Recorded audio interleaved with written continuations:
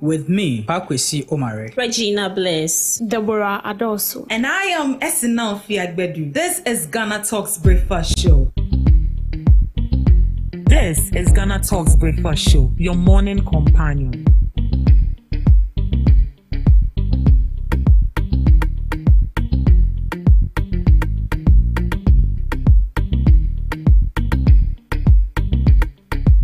This is Ghana. What do you want for?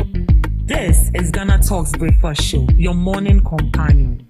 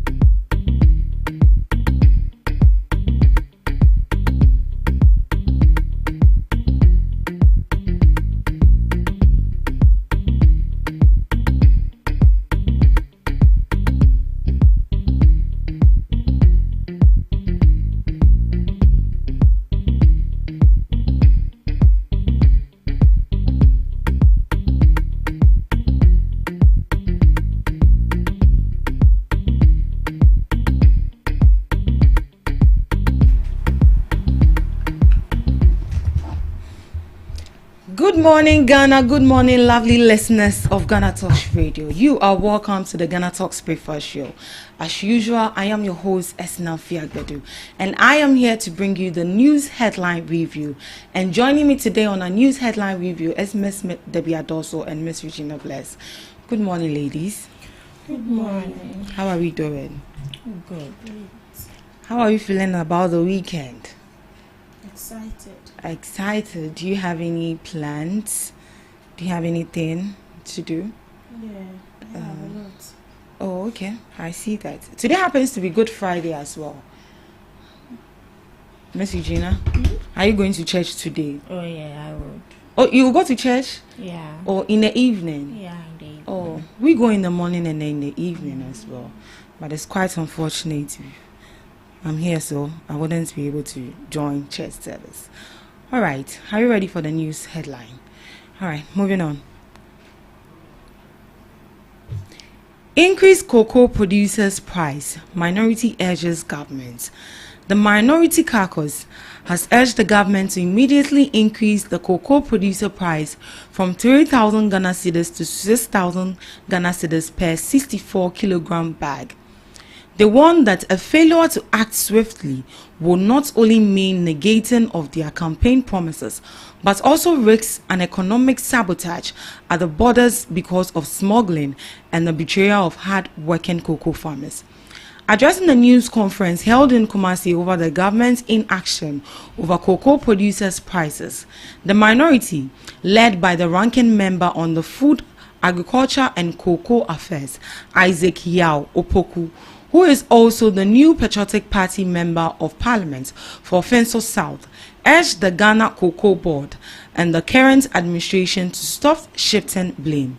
Instead, they advised the government to deliver on the promises it made to cocoa farmers during the 2024 election campaign. They recalled that the immediate past government set the cocoa producer prices at 48,000 Ghana cedi per ton for the 2024-2025 crop season, representing a significant increase from previous years. This translated into 3,000 per 64 kilogram bag. However, during the 2024 election campaign, the then flag bearer of the opposition, New Democratic Congress, John Dramani Mahama, promised to increase the price of cocoa per 64 kilogram bag to 6,000 Ghana cedis to reflect the prevailing world market prices. The minority accused the NDC of backtracking on its promises since winning the election and instead issuing contradictory statements in an attempt to skip being held accountable. So this is what the minority has to say to the majority in parliament, that they should increase cocoa prices, to increase cocoa producer prices from 3,000 Ghana cedis to 60,000 Ghana cedis per 64 kilogram per bag. What do you make of it? 6,000 or 60,000? 6,000. From 3,000 to 6,000. Miss Eugenia? Okay, so first of all, I would say I do agree with that, but some people might feel that this is too much. Looking at 3,000 Ghana cedis per one bag, in a way, it's too small, it's too little. Compared to when they smuggle it out of the country, people get at least 8,000, getting to 9,000. Just for one bag when it's being smuggled out of the country. So do you think this will discourage them from smuggling it out of the country? In a way. In a way it would, in a way it wouldn't. Because if they smuggle it out of the country, they get more than what you are even planning on giving them. So now if it's being increased to 6,000 Ghana cedis, there's still a lot of coins on it when they smuggle it out of the country. And see, even if it was to be me personally, I would still smuggle it out of the country. I wouldn't consider what the government wants to give. So I feel that they should sit down, come together with these farmers, listen to their issues. They have to have these farmers' interests at heart. Because if they don't have these farmers' interests at heart, I wouldn't be surprised if a time would come where it's very difficult for Ghanaians here to produce anything of cocoa related.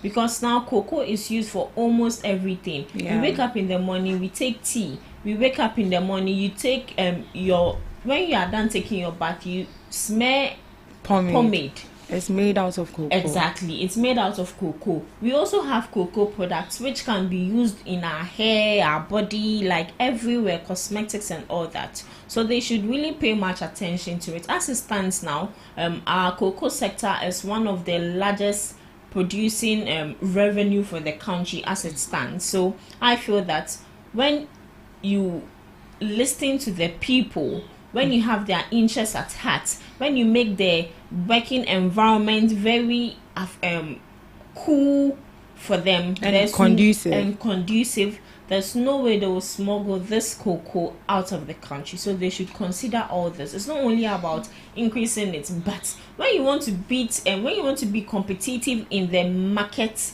industry, you should do more than what other people are doing. So there's no way someone wants to poach me for a job. One is offering me 1,000 cedis, one is offering me 8,000 cedis. Who would I go to? I'll go to the one offering me 8,000 Ghana cedis. But the minority in parliament is saying that during John Dramani Mahamat's campaign, he mentioned that he was going to increase cocoa from 3,000 Ghana cedis per bag to 6,000. So they said they have been waiting and then they are not seeing anything. They shouldn't see anything. It's not their business to see something. But was it mentioned in his 120-day contract that... For that, I would be sincere. I've never heard of it till today. Yeah. But for the minority, please, they should sit somewhere and let the government do their job. They are part of the government, yes, but a lot of campaign promises are made by these same people, NPP and your friend is a minority. They didn't accomplish all. No one came to say anything about it, so they shouldn't give Mahama pressure. He just started and there's a long way to go. So you think they should be a bit calm? Yes, they should be a bit and then calm. Wait for what the government will do. All right, Miss Debbie. So cocoa in general generates a lot of revenues for the country, but cocoa farmers are the most poorest people I've seen before. You see, they farm cocoa, and cocoa, as I said, generates a lot of revenue for the country. But these people are not being treated fairly. Imagine you buying a tons or a bag of cocoa at 3,000. Now when you're holding even 5,000, it amounts to nothing. What are you going to buy with that? And planting cocoa, or farming cocoa, has to do with a lot. It's not just about, it's not like maize that you dig a hole and then you just put it inside and that's it. A lot goes into it. So the 3,000, someone outside might listen to it and be like, whoa, it's a big money. But trust me, 3,000 is not a big money. The what's the name? The spray and the things they buy and making sure that this cocoa comes out very well and ready to be sold out. It's very expensive. And so with what they are saying that they should, that's Mohammed's campaign promise, right? Yeah. Yeah, so I'm sure definitely he's going to abide by it. And increasing the prices of a bag of cocoa is definitely going to improve the livelihoods of these Cocoa farmers. And as well also increase productivity, because the cocoa they produce, they are not producing the cocoa for themselves. They are producing this for the country as well. They are producing it for the country. Right. Trust me, if these farmers can actually make something out of this cocoa, I'm not sure they will rely so much on the government. But they produce it and then they produce it for the country. And the cocoa is used for a lot of things. And cocoa, as we see it of late, it's not used only in Ghana. I mean, they export it in other countries as well. And since the government, not only this government, I mean previous governments were not fair enough with these cocoa farmers, they tend to smuggle some of these cocoas out of the country where they can bargain, and then they get a sum of money that is more than what the government pays them, which is very bad, because it is very sad that we produce cocoa here and at long last people who produce the cocoa do not actually benefit anything from them. One is even demotivating them to venture into coming up planting cocoa. And let me say I'm an aspirant, what's the name? I want to venture into agriculture. And you're telling me in cocoa sector there is a lot of money. But here lies the case. I put my all into this cocoa farming, and then at the end of the day I don't get nothing. You are demotivating me. I won't even do it again, because at long last I've ventured a lot of my energy, my money and everything into it, and I don't even get profit from what I'm doing. Cocoa is a business. For the farmers, it's a business they are doing, and that's their source of livelihoods. And so you not doing that, it's like so to increase the price is good. It's good. But since it's coming from the minority, would you say that they are trying to politicize all of these? It's very sad that, because they took us back to the fact that President John Dramani Mahama mentioned it in his campaign promises that when he comes into power, he's going to increase cocoa from 3,000 to 6,000. So up to now, for how long has President Mahama been in power so far? I would say getting to almost 45 months. Yes. 4 to 5 months. And still we've not seen the results of it. The government has a lot of plans to fulfill. President Mahama has promised a lot of things, and I'm sure he can't take a day to complete all those tasks. And trust me, he inherited a mess country. The country is already in a mess, and for the first 1 year, I feel like he will first fix those mess that was created by the same minority people before he comes to put things in place and then make sure that the promises he has promised, he will fulfill them. And you see, the minorities, because when you were in government, you did even worse. What didn't they promise? They promised a lot.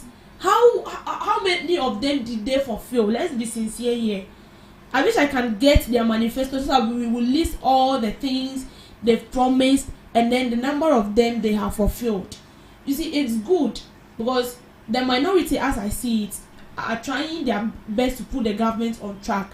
But because even at your time, we said a lot. You didn't even listen to us, and you said a lot of promise. You didn't fulfill them, and now you are here making what they are doing is a noise they are making. They are making noise, and they want to politicize everything. That is what is paining me. They tend to politicize every slight issue that needs concern, that needs to be tackled, and then you are politicizing it, making it look as if this current government do not have this farmers at heart. That is what they want to say. Because you promise it, you are not doing it. It's almost 5 months, you are not doing it. What are you trying to say? And me as a farmer, I'll be like, what these people are saying is true. This man promised us this, and it's almost 5 months. Is it going to take him a year to increase the price of cocoa? At least Mahama can just come and be like, from next month going, we've increased the prices of cocoa. We are going to buy maybe the price of cocoa at 11,000 or whatever it is.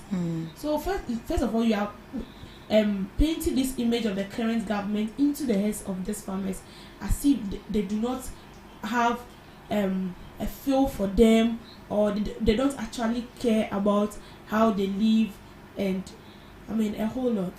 So let's just do away with this politicization, but for the price they need to increase. Yeah, so I'm just hoping that since President John Dramani Mahama mentioned it in his campaign promises, he should see to it that he fulfills it, so it wouldn't be as if he has betrayed these farmers.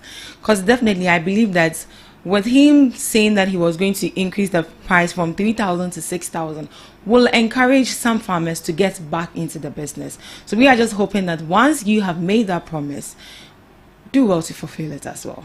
All right, moving on to our next story. Stakeholders call for stronger monitoring framework to boost industrial growth. In the wake of dwindling donor support, the board chairman of the newly launched Development Insights Hub, Professor Peter Korte, is urging the government to strengthen monitoring and evaluation systems to drive in industrial development. Professor Korte, who also serves as director of the Institute for Statistical, Social and Economic Research, believes mentoring Ghana's youthful population is key to achieving this goal. Speaking at the hub's inaugural ceremony, he noted that building the skills and competence of young people will lay the foundation for sustainable economic growth and long-term development. The head of civil service, Dr. Evans Agri Dako, emphasized the service's renewed commitment to strong policy direction, noting that it remains central to driving continuous national growth and development. So this is what Mr. Korte has to say, that stakeholders should call for stronger monitoring and evaluation framework to boost industrial growth. What do you make of it? Do you think monitoring and evaluation is going to be a stronger pillar when it comes to boosting industrial growth? Ms. Debbie? Yes, it is. And I feel like one of the things we lack in this country is coming up with an initiative to boost this industrial growth, and then we lack supervision and monitoring. We do not go to consistently monitor and supervise to ensure how business is ongoing, what are they lacking, what are we supposed to do. We don't do that, and so it end up crashing down. And sometimes, so you see, I feel like the government cannot go to all places, so they have people, and I'm sure we have people that are actually responsible for this. They are responsible for moving from one industry to the other, monitoring and supervising to ensure that everything is ongoing and everything is in place. Well, let me dive some more from what we are saying. All right. Let's take the education system, for example. Right. At my place, there is a government school, okay, and this government school was dilapidated, and so they sent a fund. A fund was allocated for it to be used for the project to raise up and then make sure that these students are comfortable, living in a conducive environment, and to ensure that they easily grab what the teacher is teaching them. And so let me say, within a space of 3 months or so, the government sent someone to come and supervise. I don't know what they did. Because what did they do? Because they've not used the money for its intended purpose. The person who is meant to come and supervise, they now bought goats, and then some things and stuff just to lure the person. So when you get back there, you send informations which are not real. And you see, so this is, as I said, this is something that we lack as a country. We are very good in coming up with ideas to make sure that it boosts industrial growth and stuff, but it's monitoring and supervision to ensure that it is still on hold and it's still running. We don't do it, and it's very bad. So we have to work on it. So far as that institution has been put out there and it's in the interest of the government, it means, so far as it is in the interest of the government, it's going to bring development and it's going to help. But when we don't supervise it and monitor it as planned, then what is the essence? What is the essence, Miss Regina? Okay, so with this monitoring and evaluation, I feel that it's a stronger monitoring framework. It would help boost the industrial growth, but it's we should look at how it would be designed. It should be designed in a way that would be accommodatable to people working in that sector. And the first benefit I found here is improved compliance. When we talk about improved compliance, it is stricter oversight, ensures industries follow environmental, labor, and safety regulations, which can lead to more sustainable and stable growth. And we have the efficiency gains. Monitoring frameworks can identify inefficiencies or bottlenecks in industrial processes, helping firms optimize operations. And we also have the increased investor confidence. Clear and transparent monitoring attracts both local and foreign investors who value accountability and predictability. And we have the better policy decisions. Accurate data collected through monitoring allows government to craft targeted, effective industrial policies. And lastly, early problem detection. Issues like supply chain disruptions or regulatory non-compliance can be addressed before they escalate. So in long and short of the issue, monitoring and evaluation is good. Monitoring and evaluation is good. So monitoring and evaluation is more or less like you trying to assess a business. You try and see the success, if it has yielded, or whatever strategy you put in place, if it has yielded to any results. And you try and see if those strategies are not working, you need to adopt to newer ones. So that is what I understand when it comes to monitoring and then evaluating. You try and assess yourself. You check the success of the business. Is it moving well? But do you think most businesses lack that? They don't sit back and try and assess the success of the business, or maybe they found the problem in a society, and then they come up with a solution by building a factory. But here lies the case: they don't sit back and see if really indeed that factory is serving as a solution to the problem. Do you think people like that? Oh yes, they do. You see, as I said in my first submission, we are only interested in maybe coming up with the idea, and as you said, build the facility, but sitting down and then getting someone to supervise the place, or even you yourself. See, let's take government institutions and private institutions. Why are private institutions making it more than the government institution? It's because there is a tight supervision and monitoring when it comes to the private sector. And then when it comes to the government sector, the supervision and monitoring is very poor, and that is where corruption sets in. Because funds is allocated. I'll always use our normal district for example. Funds is allocated to be, okay, fine. Let me take the previous government for instance. Right. When they said they built Agenda 111 hospitals, and according to their report, out of the Agenda 111 hospitals they built like 50% of it. But when you get to the ground, you will realize that they've only raised the foundation and then it ends there. So who was feeding the government with all these informations? When I was going home, I got to Jessica. Then I realized that they were building Agenda 111 hospital at Jessica. Okay. So according to what my dad said, information reaching the government was that the hospital was completed, but when you get there, they only raised the foundation and then the pillars and everything. So could it be lack of funds?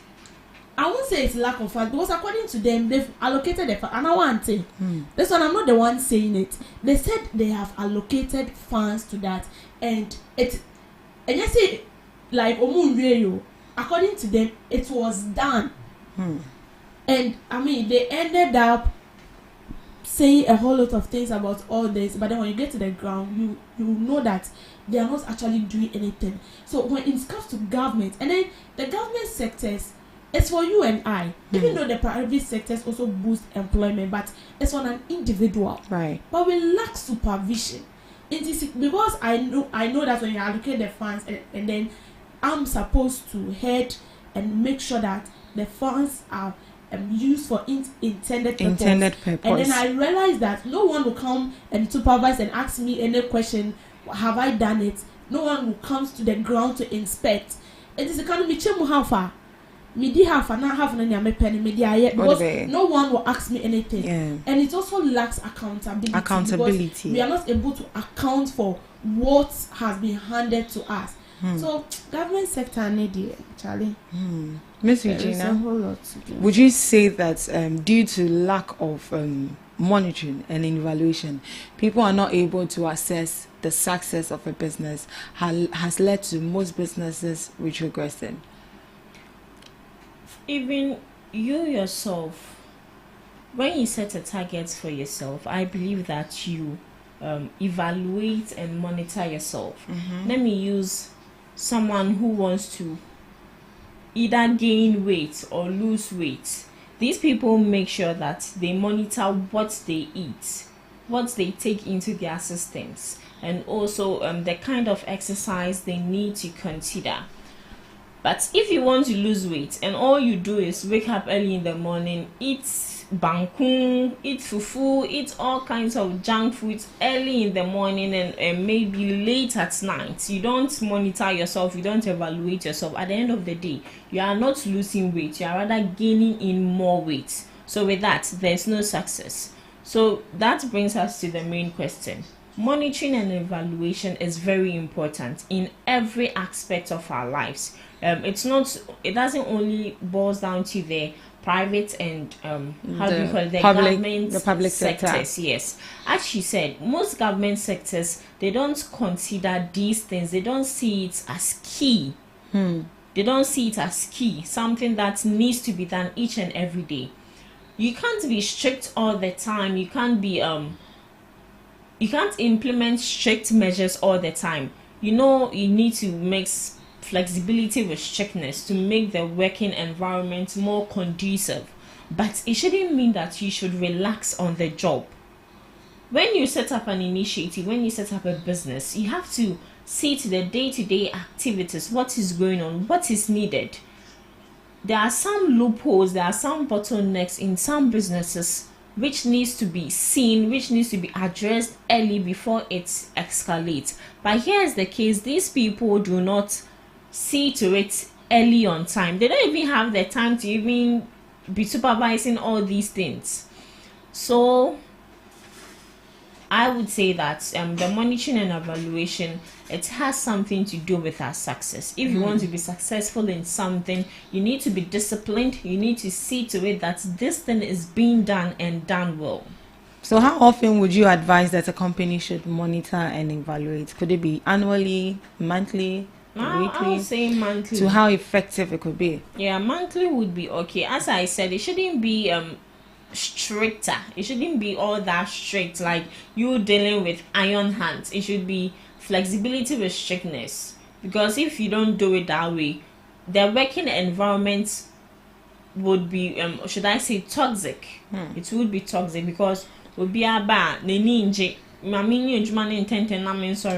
it should be a platform or a ground where everyone is happy, everyone is doing their jobs. Yes, Right. and that doesn't mean that you should slack on your job. You should slack on your job. So monitoring and evaluation is very important when it comes to you measuring the success of a business. All right, moving on to our last news headline. Poultry value chain needs urgent support to thrive. The Chief Executive Officer of Coconut Grove Hotels, Raphael Aite, has called for strategic interventions to strengthen Ghana's poultry value chain, warning that the sector is struggling under the pressure of cheap imports and a fragile supply system. Mr. Aite noted that while imported frozen poultry products have become more affordable for consumers, they are seriously undermining local production and threatening jobs within Ghana's agriculture and manufacturing sector. As a person who has been advocating for the consumption of local poultry, he explained that the value chain requires a significant investment in large-scale production facilities to support the industry's sustainability. Mr. Ayite stressed that Ghana's over-reliance on imported maize poses a threat not only to poultry but to national food security more broadly. So this is what Mr. Ayite, who is the Chief Executive Officer of the Coconut Grove Hotel, has to say with regards to poultry. And then he said, poultry value chain needs urgent support to thrive. What's your whole overview on this? But before that, let's get the key highlights of it. So we'll take it bit by bit here.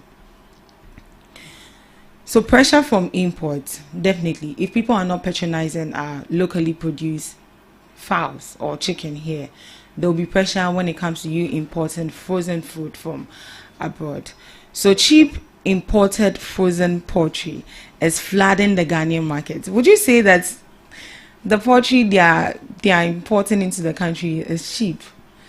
Because sometimes you go to the market and you see a fat fowl and they tell you maybe it's 200 cedis, but assuming it was locally made here in Ghana, they will tell you maybe it's 500 cedis or something. But that's the one that people wouldn't patronize. So do you think the ones we import are cheaper than the locally made ones? Yeah. Yes. Why? Is it because They are cheap because I feel that they are not local. You know, these Western countries, all they do or all they know how to do best is grow these animals or these birds or these fowls with chemicals.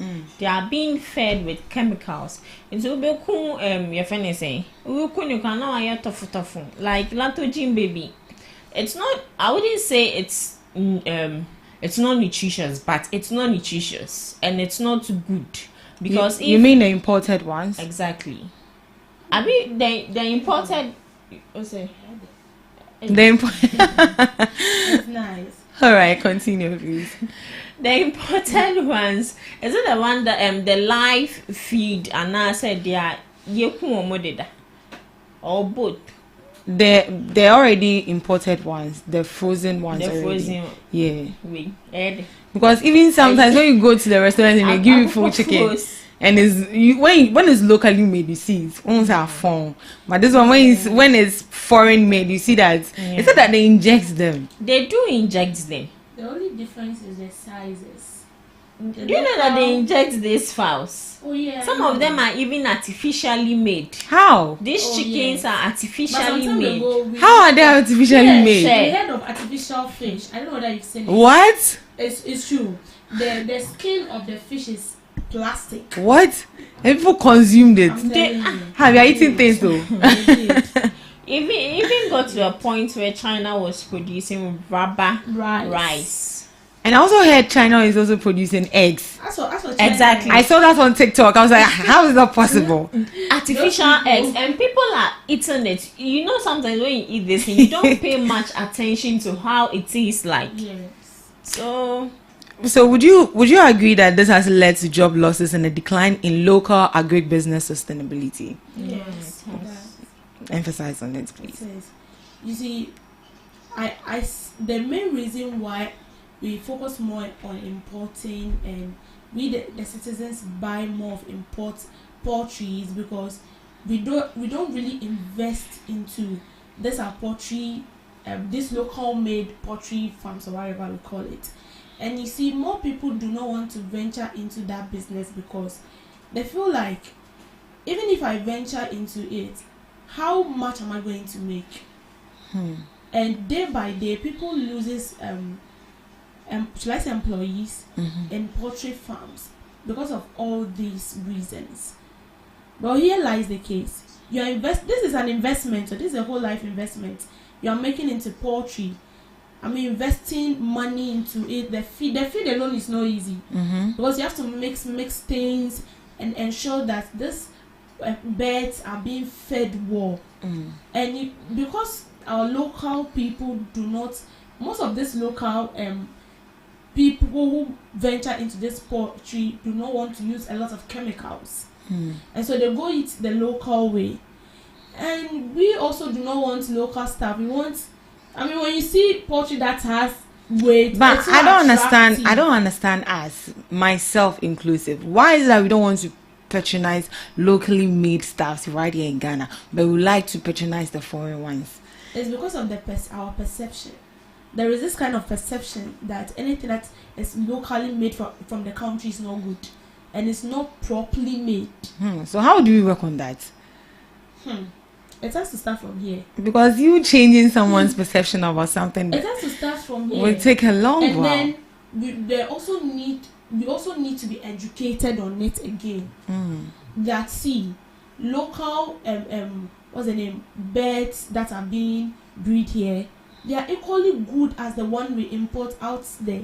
There is no difference. The only difference is and the ones we breed here are not, because we don't want to use chemicals, or we don't want to use things that will make it look more attractive.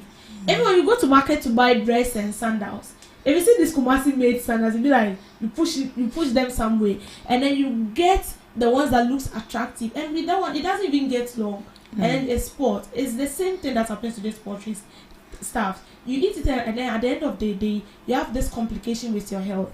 But we don't consider that. We don't consider it. But would you agree with me that the government hasn't been supportive enough when it comes to poultry farmers? Yeah. Miss Regina? The government has not been supportive enough when it comes to poultry farmers. Okay, so let's compare the previous government and this government. Which one would you say has been? Because we've seen this current government working.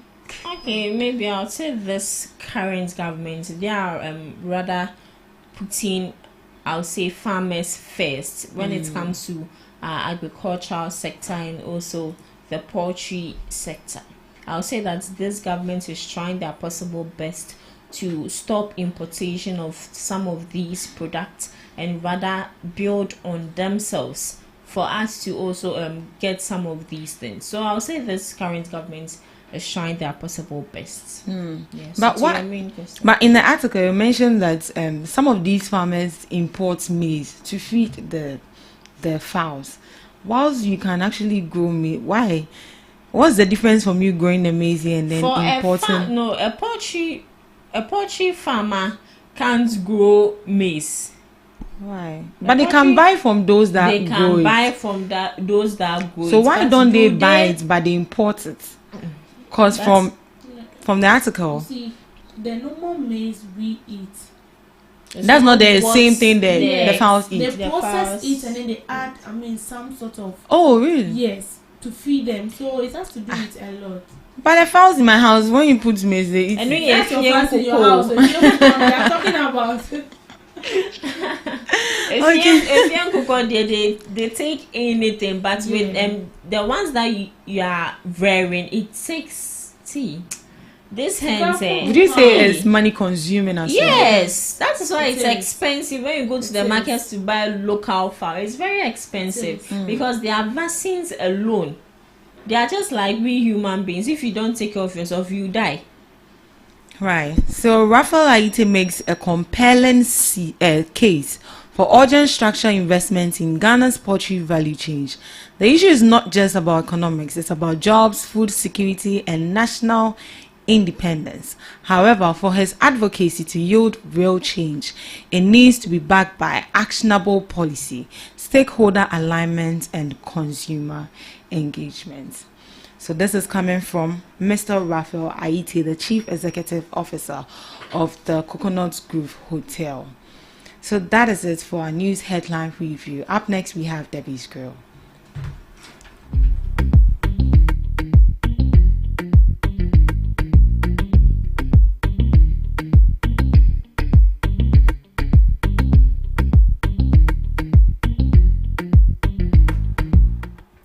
Welcome to the Easter, let me put it this way, Easter edition of Debbie's Grill. We grow and then we drain out truth in matters that concerns the state. Now, one thing I want us to understand is the media, in as much as we inform and educate, our main purpose is also to act as watchdog and ensure that things that are not being put in the right place are done accordingly. Now, I want to draw our mind back to somewhere in February at Odogono, where students were seen protesting due to a malfunctioning traffic light. And I can boldly say that the traffic light is still unfixed. And this is a matter between life and death. And you see, when this incident happened, it got to a time they deployed police, to ensure the flow of vehicles, and then help students and passengers to cross this road without getting harmed or without getting hurt. But this is what I want us to look at. Why are we refusing as a country to do the right thing? Why do we always want to lose a lot of innocent lives before we take an action? Now, these students, innocent students, took on the street to pour out their grievances. This is their problem. And it's not that it is killing, it has killed a lot of people. And then when you get there crossing the road, if you're not very careful, you will get knocked down by a vehicle. And then we sat here and said that you people should take an immediate action, and fix those traffic lights. But the traffic lights are still unfixed. Are we creating more rooms for people to die? Are we creating more rooms for this vulnerable student to die before we will take action? And this has become normalized in the country, and it's getting out of hand, where we see or we notice a particular issue and then we don't want to take an action. We keep quiet and wait till something bad happens before we take an action. Now, the Ministry of Roads and Highways, you are responsible for allocating funds and making sure that these traffic lights are working properly, are functioning. But is it that the Ministry of Roads and Highways haven't heard of anything like that? Or they're just being silent? Or they're taking actions behind the scenes? Which is which? And you see, this traffic light, even if it's erected, it has to be monitored and ensure that it is functioning properly. But we don't do that. We wait till it gets out of hand before we take action. And it's very bad. For the past 2 weeks now, I've been monitoring the place. And since February up to now, we are in April. The street light is still not fixed. A doggone or street light is still not fixed. These students are finding it difficult to cross the road. Passengers are finding it difficult to cross the road. And we see it to be normal. We don't care. We want to continue losing more lives. And trust me, if erecting a traffic light is not that important, I'm not sure we will have street lights on our roads, because this street light enhance a smooth flow of vehicles, and it also prevents congesting of vehicles on a particular road. And as simple as we all know, it prevents accidents as well. And for the past 4 years, the street light is not fixed. Is it that the Ministry of Roads and Highways have no idea? Or when the student protested, they didn't see the videos circulating online? If they are not aware, then please, we are knocking on your door. The street light is still not fixed.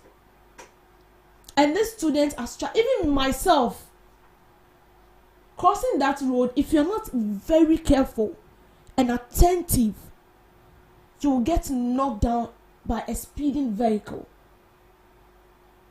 And you see, the police that were deployed to ensure the smooth flow of the vehicle, where are they? So that when I was passing, I didn't see any of them on the road. Let's take an action to just stop this thing once and for all? Is it that difficult to fix the traffic light? No. Or is it difficult to just sign or do certain things to allocate funds and then ensure that the traffic light is properly functioning? After all, it is the taxpayers' money. And we are all in the country. We are paying tax. Maybe we may not pay the tax physically for you to see, but the waters, the drinks we buy, we pay taxes on them. We pay taxes on them. And so our safety needs to be adhered to. Our safety needs to be put into consideration. It saddens my heart when we sit here and then we keep knocking on the same issue, calling on the same issue, and then no urgent attention is being given to it. It's very sad.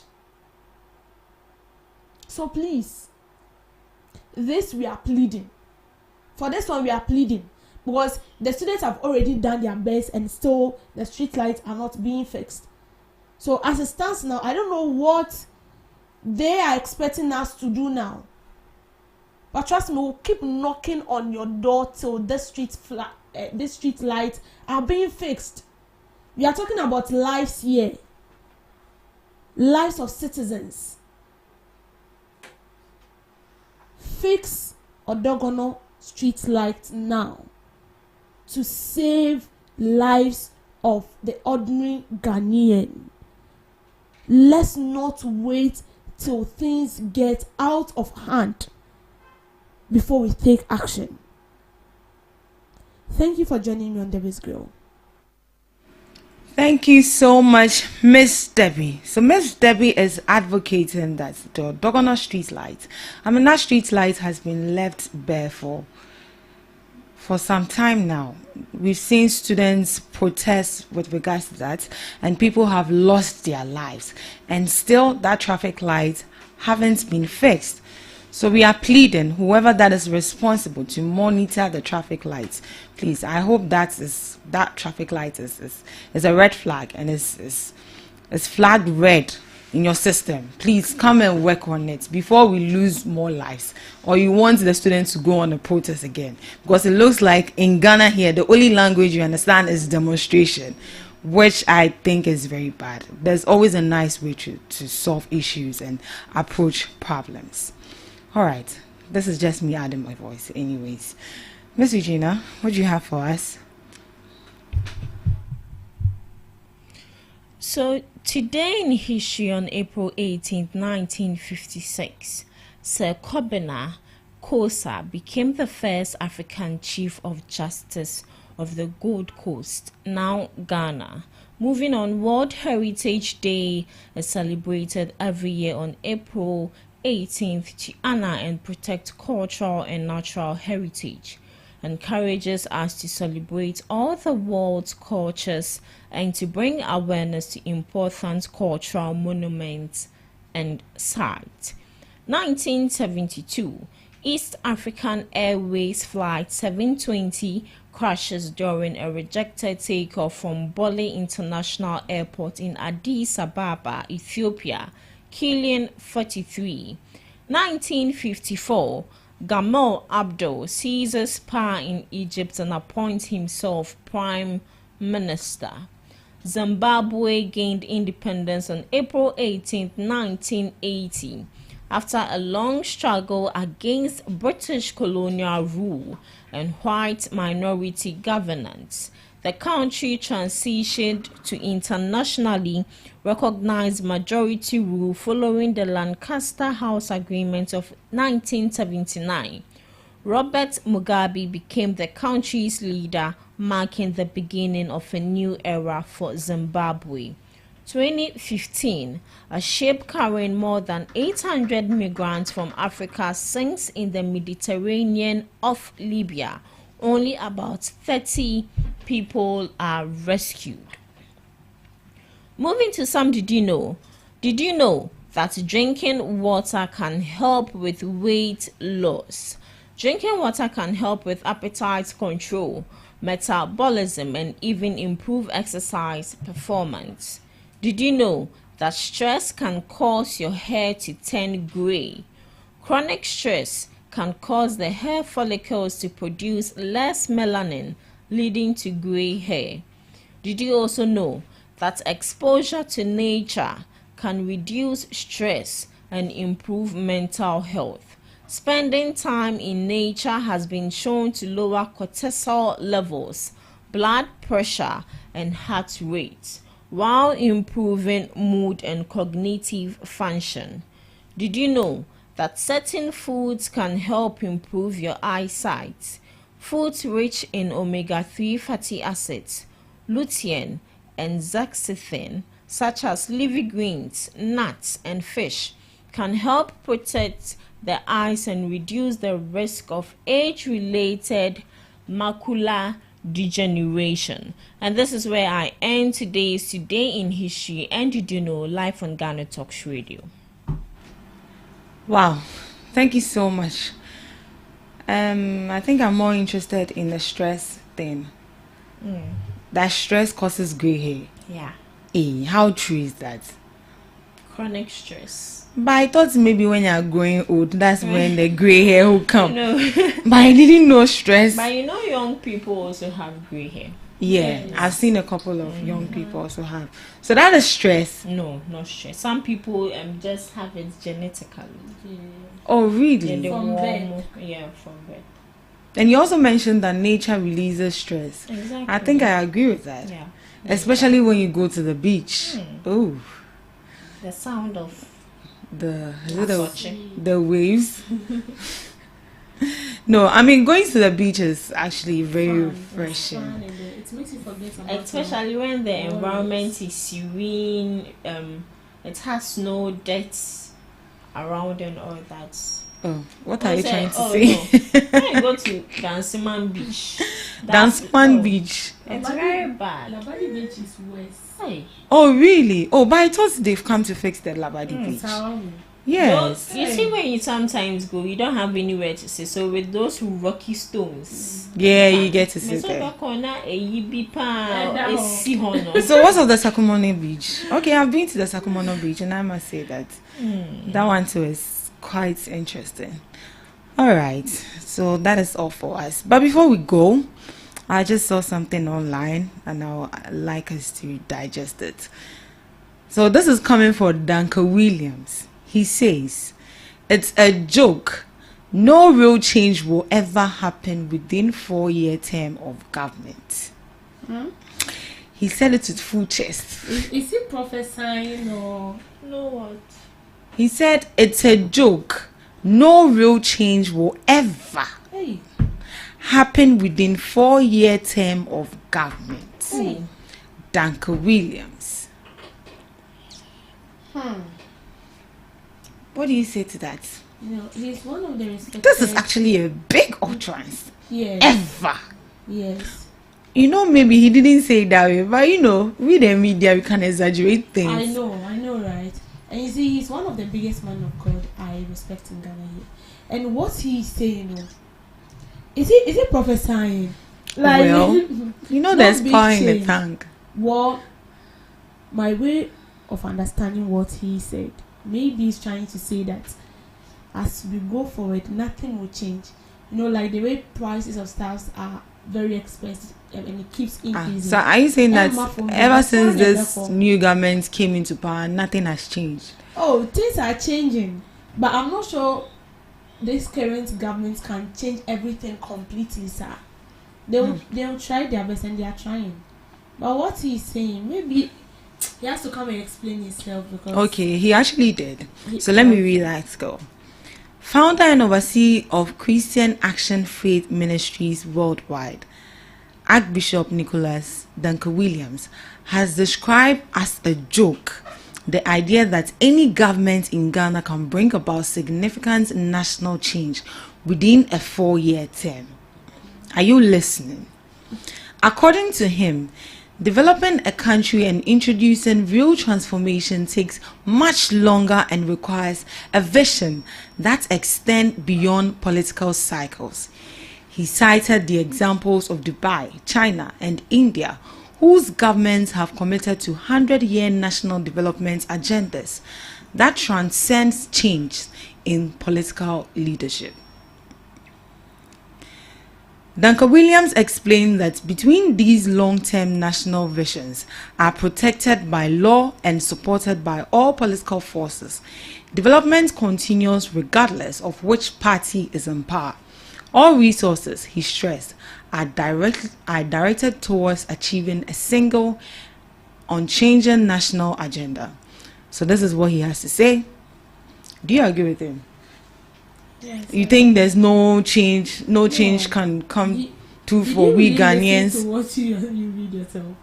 No No, government can I understand change. for the fact that bringing in new policies and then transforming the nation would take a long while. Yes, But for him to say ever, well, per my understanding, because at least 1 year, you can sit and strategize yourself. Do you know we are owing as a country? Oh, I owing that we are owing a lot. And the debt, we can't even pay it. And I think generations and generations will still come and meet this debt. So, no government, as he said, in a pace of 4 years. Oh, no, because in 8 years, Hey, so Nanado came to power, he didn't see any change. Oh, change. Hey, you are wicked. No, mention them. Me, I should be the one to mention them for you. No, you need to start paying Mention levy. them. It's not a change. Paying levy is a change. No, it was a change, right? Akufo-Addo made us.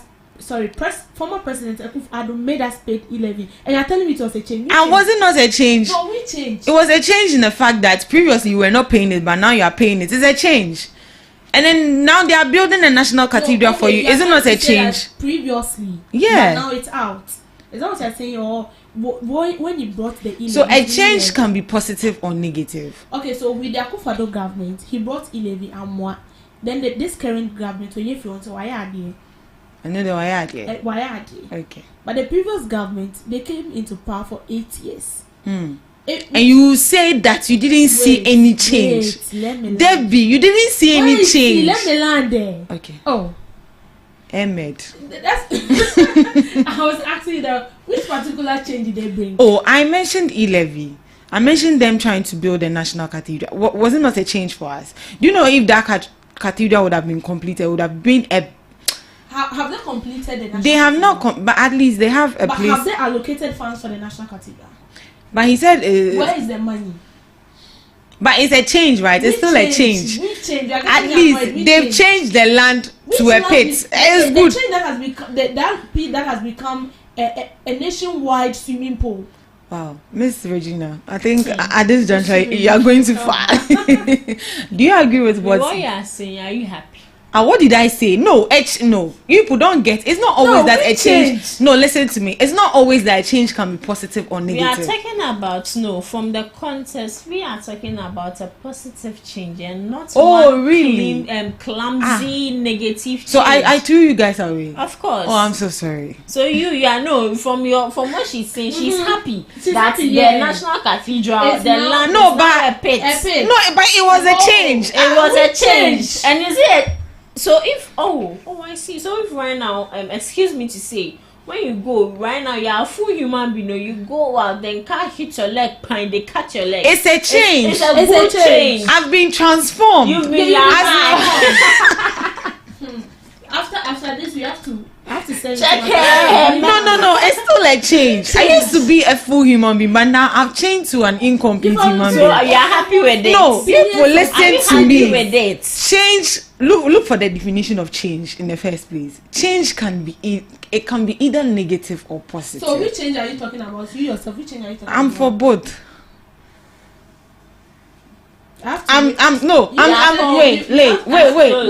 Hey, this is my show. You can't tell me what to do. Closed. We've closed. What are you saying? So I asked. So listen. All right, We calm saw down. nothing. Oh, calm down. With even Calm down. people part of the board having two identities. Calm I don't down. want to be a From so I'm actually saying it from what she said, that ever since the previous government came into power, they never brought about any change. So that was what I was asking. So you still stand on your word that the previous government never made any change? He didn't bring any change. He tried, but any positive change. You hear him? I know they will say when they are here All right. themselves. Happy Good Friday. I guess Debbie has saved you people. All right. This is where we draw the curtains for the first segment of the Ghana Talks Breakfast Show. Right after this, we are coming up with the news. Please stick and stay with us.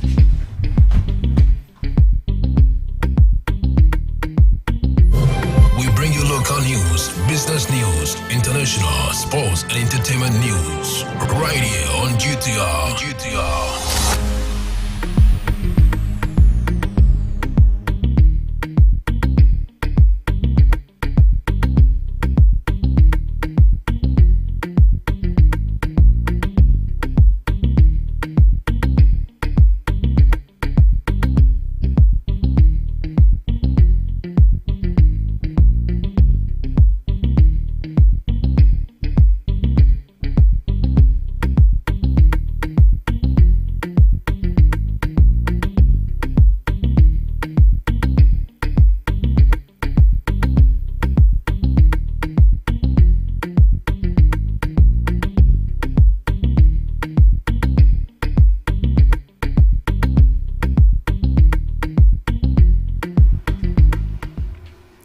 Good morning and welcome to the morning news broadcast on Ghana Talks Radio.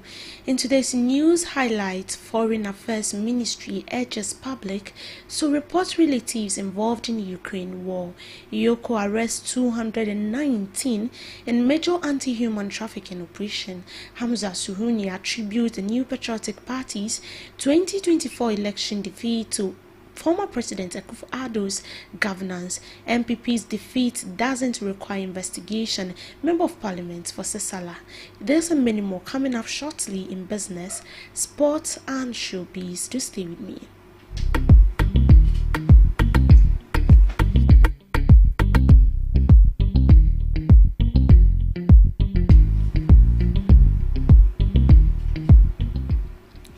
To our first story, the Minister for Foreign Affairs, Samuel Kujeto Ablakwa, has issued an urgent appeal to Ghanaians to inform the ministry if they have relatives involved in the ongoing Russia-Ukraine war. According to him, the ministry lacks sufficient information to trace and assist for about 14 Ghanaians reportedly fighting on the front lines. Reports suggest African students and migrants, including Ghanaians, are being recruited to fight in the Ukraine, often under duress.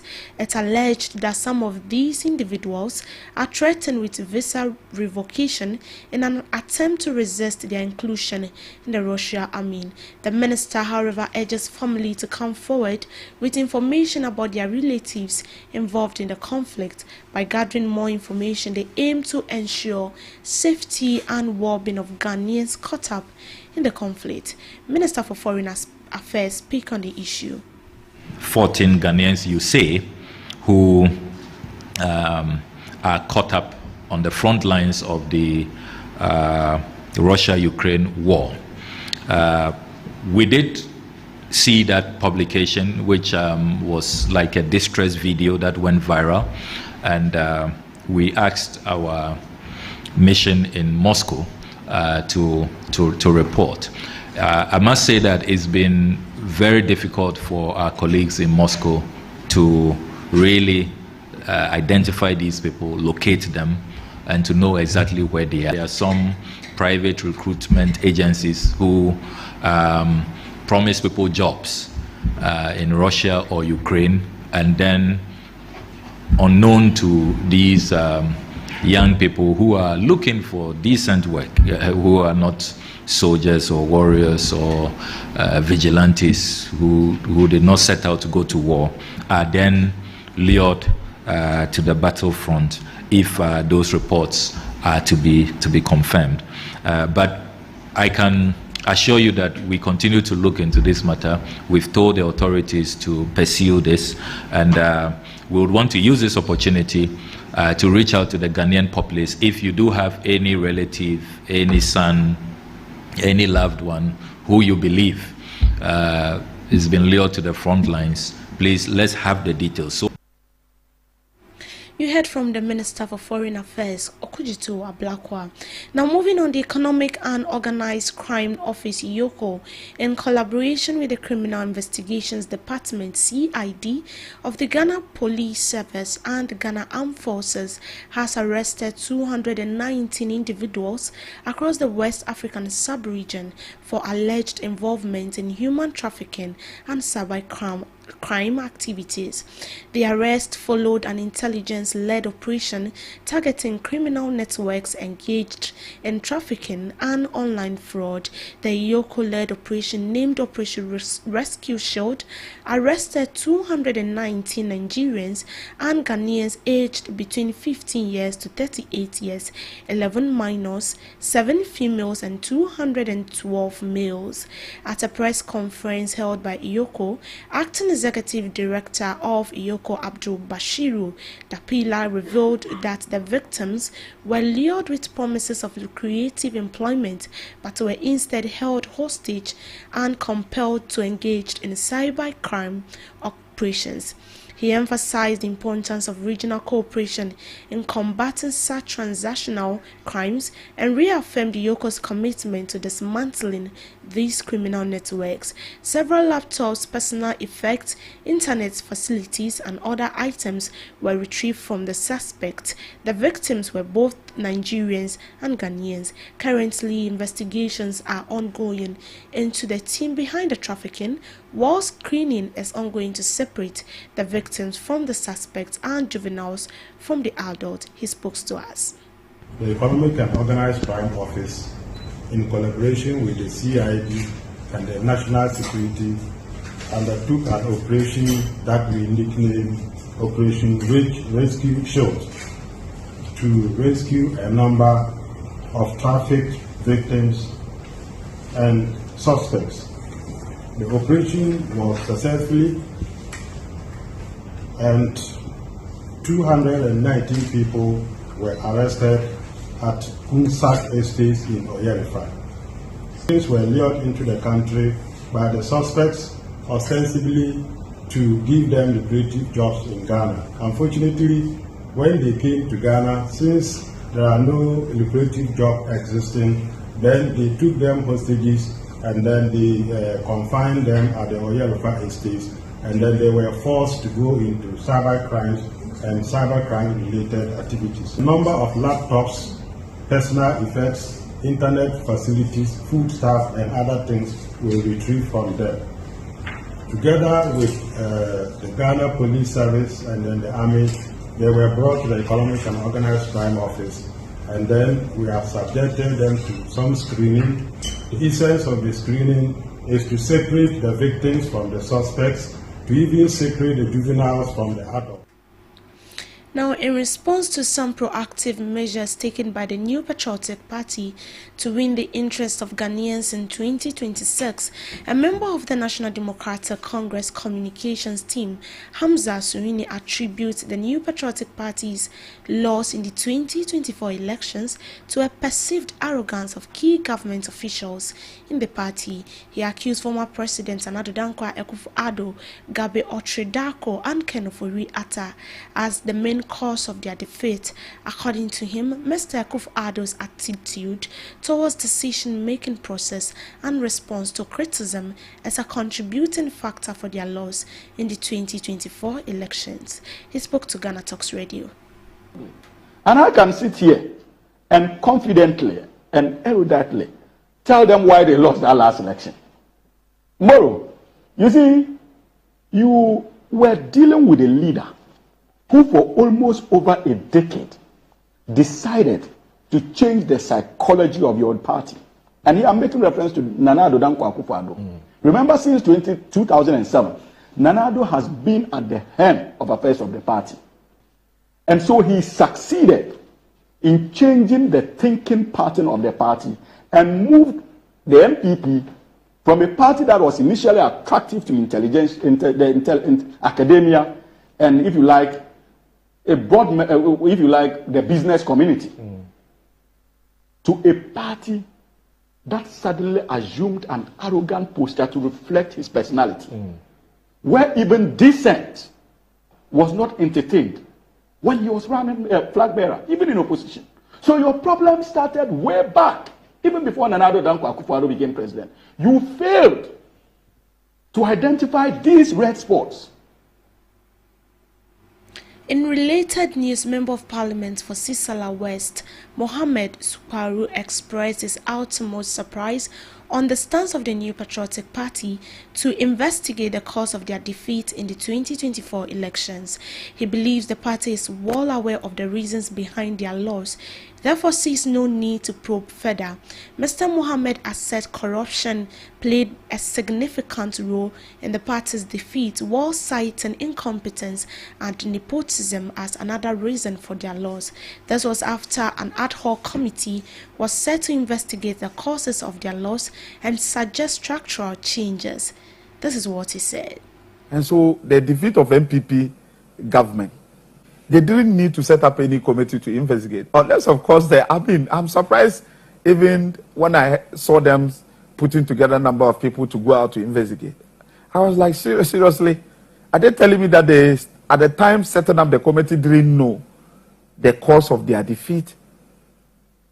But on the second hand, I said, well, probably they wanted a group of persons in MPP to go around to assemble those reasons. As for the reasons, it is known, and they themselves are aware.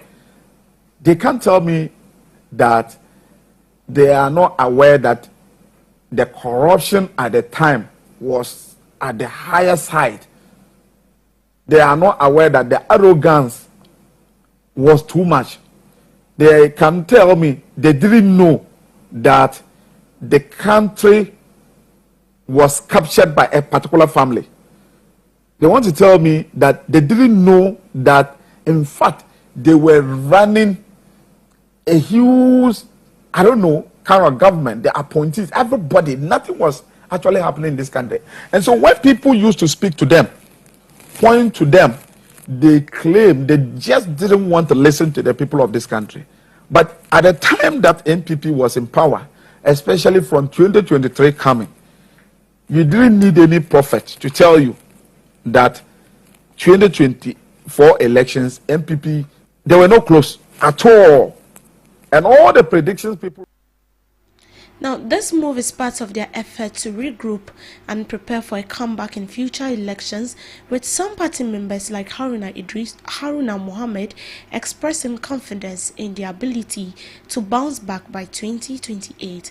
Now, moving on, former Eastern Regional Minister Seth Echiampong has made a statement highlighting the importance of the New Patriotic Party to Ghana even as they transition in opposition.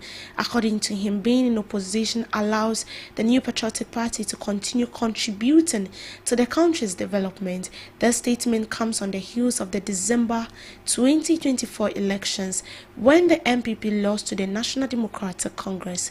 Despite their loss, Mr. Echiampong suggests the party remains committed to helping Ghana in a different capacity. He believes the party can still make significant contribution to Ghana's development from opposition benches. It's good we came in opposition. When we're in opposition, we help Ghana. We're able to do good reforms. I'm happy we're in opposition because we're coming to ensure that the reset agenda they are describing, which they will not be able to achieve. Oh, really? Okay. Definitely would package it decently and make Ghana better.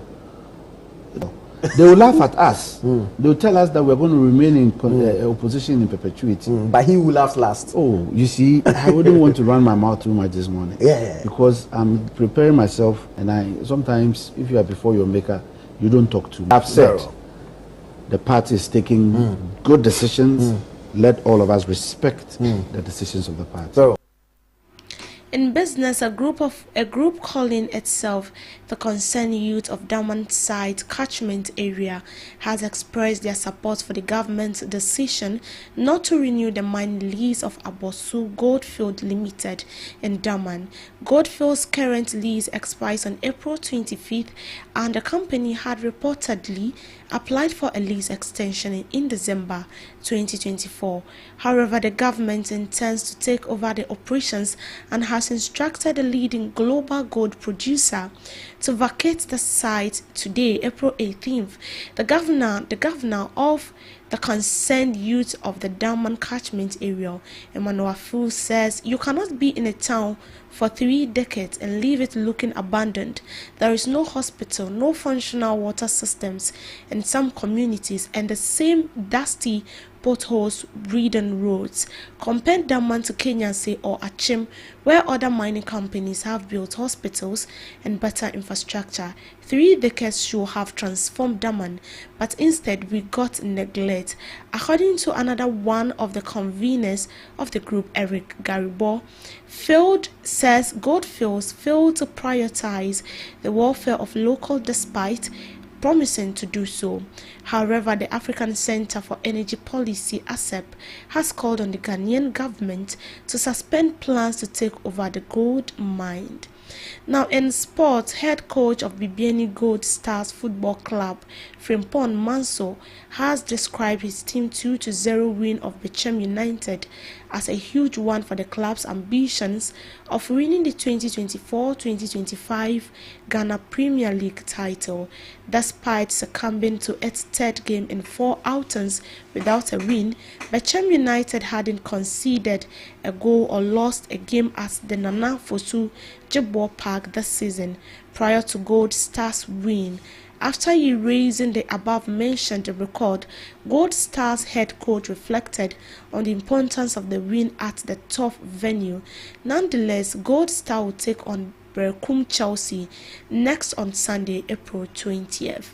And showbiz Ghanaian reggae and dancehall artist Jalid has retracted a statement he made about a month ago threatening to beat up music producer JMJ.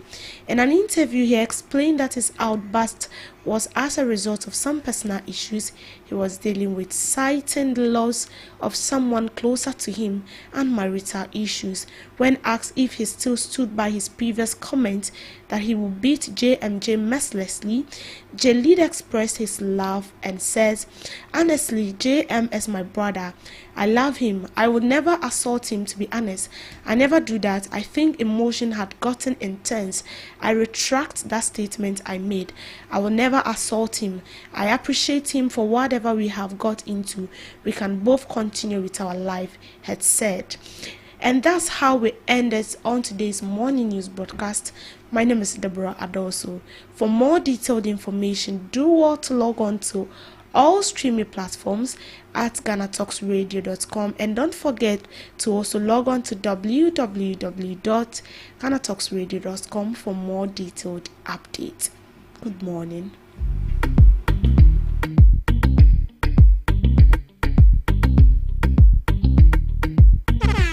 Hello Ghana, hello worldwide, I'm with level band. Now listen, every Tuesday and Friday, beyond the time it's going to carry bro. Our Ghana Talks Radio, 7 p.m. sharp. Now Tuesday, we're gonna talk about our culture, our history. Matuni ding setete abako sem. Now on the Friday, you bars on bars.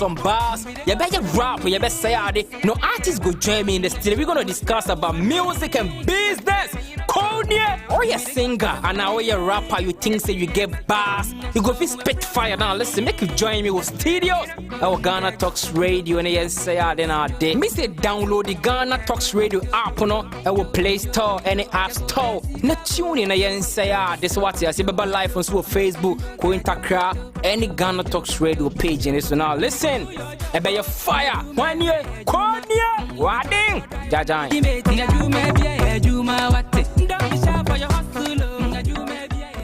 Are you ready to amplify your business or brand's reach and make a meaningful impact in Ghana and beyond?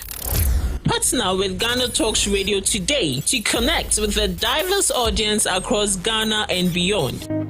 Elevate your brand through on-air promotions and social media. Boost your brand during prime time. With Ghana Talks Radio, you can extend your reach across digital platforms. Ghana Talks Radio is not just a station, it is a community hub where your brand becomes part of the conversation. Join us in fostering connections, celebrating culture, and making a lasting impression. For customized sponsorship packages and enquiries, email contact@GhanaTalksRadio.com or call +233 202 544614. Ghana Talks Radio, giving the youth a voice.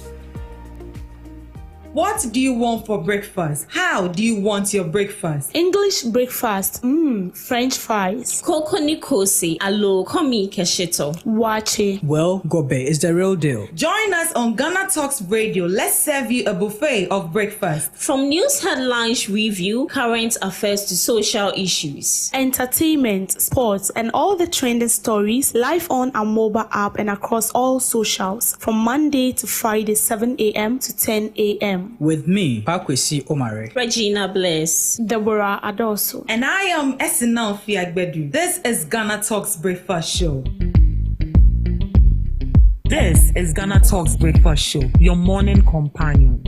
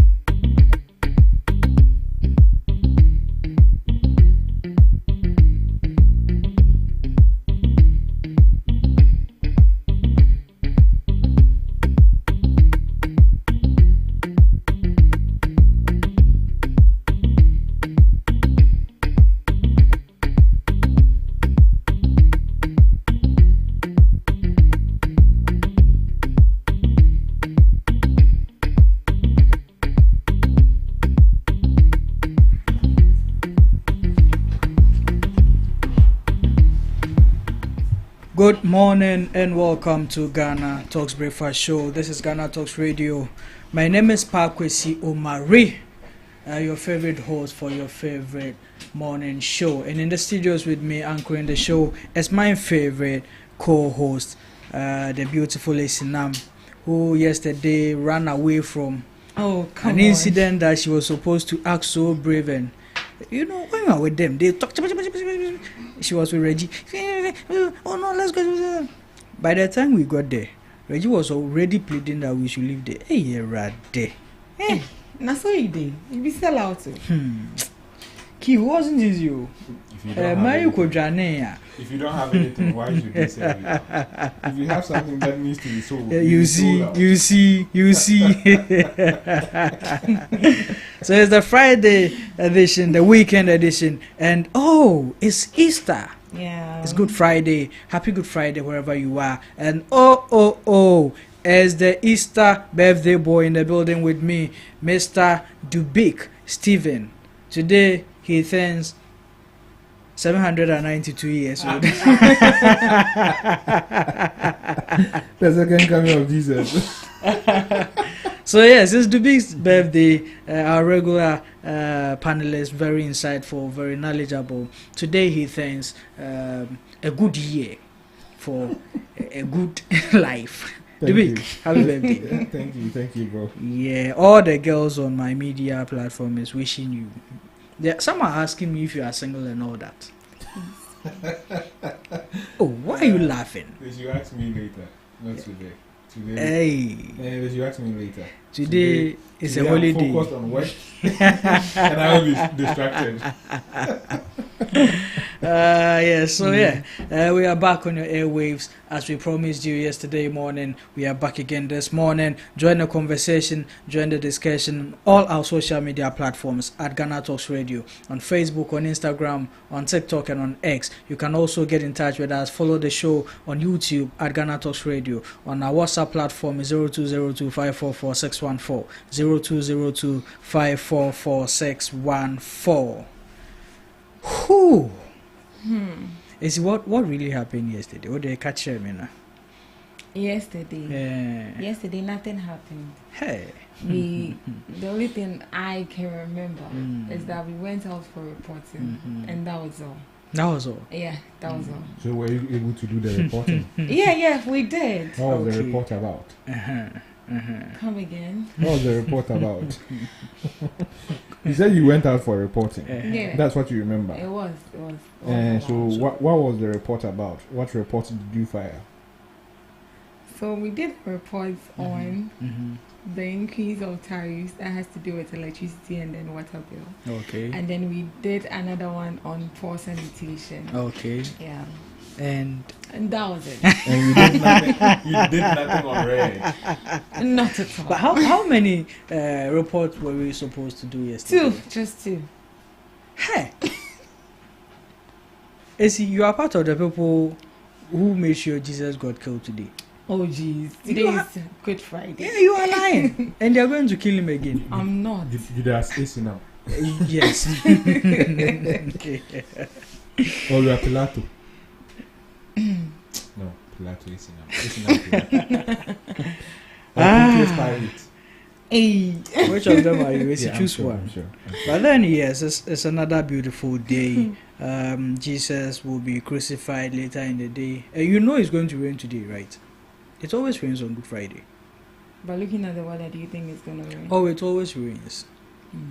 Yeah, it doesn't even need a weather transformation. Or you be one from hey. Right. Hey, tell Evangelist Wally that I need prayers. Yes. I never knew that evangelists can run like that. Hey. Oh, on married yesterday, who was running? Hey, they were running. We were like, please, let's go. That's what we did. You're sellouts, wow. Yeah, so we are ready to bring you some insightful discussions this morning on the show. I know you are going to enjoy the show this morning because, man, my controversial panelist is here. He always comes up with very funny controversies. Are you saying controversial? Don't you know the big? Is he that controversial? Very, very controversial. Mr. Dubig. Very Would you controversial. accept that you're controversial? No, I won't. Why? You will be talking about something that doesn't even concern some people, and he will make sure he brings these people in. I don't even know why.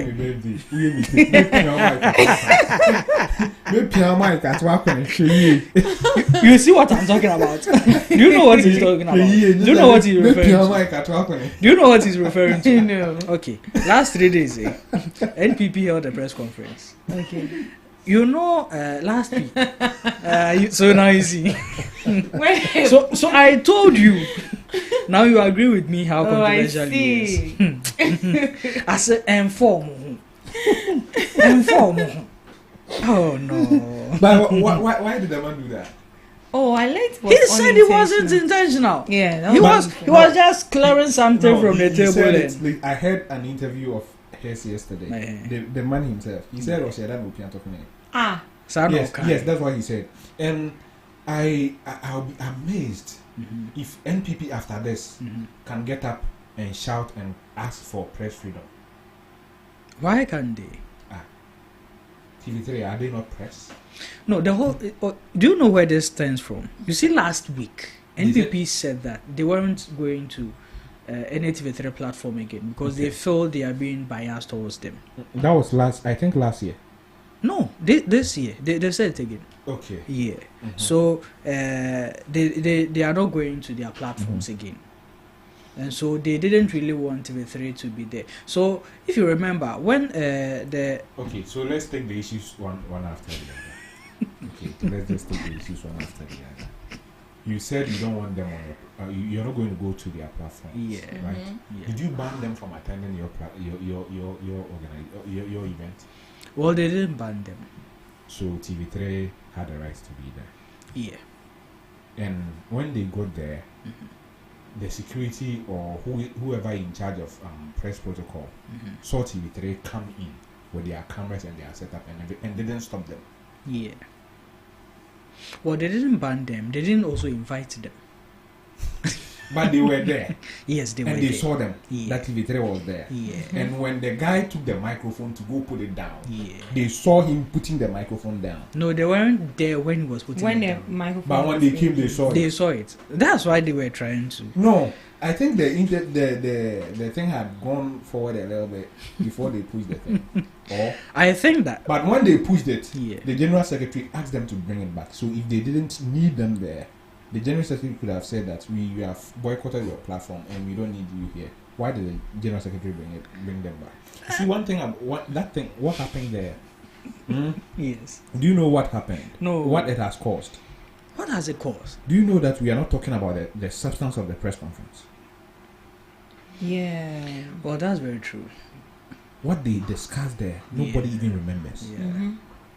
And you don't communicate like that. Yeah. No PR person will advise you that do these theatrics, because at the end of the day, negative publicity sells more than positive. Yeah. So even if you said the good things there, if you did the right things there, nobody will care. We won't even talk about it. The basic thing we'll be focusing on will be the microphone fiasco. I really don't know why that happened. And you see, it wasn't. You see, whether we like it or not, TV3 is one of the biggest media stations in sure. And if you go to Kumasi, we say Kumasi is what do you call it? The local P dominated. What TV3 is popular than all the TV stations there. Wow. Yes. Wow. Do you remember this Kotoko player, Godfred Asante? What was his nickname? I think he's late. They called him TV3. That was his nickname. Why?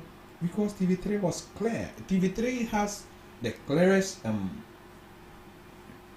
video. Aside maybe Weasel. Weasel is number 1. TV3 is number 2. Even when they came, that even TV, we had to mount long poles to get them.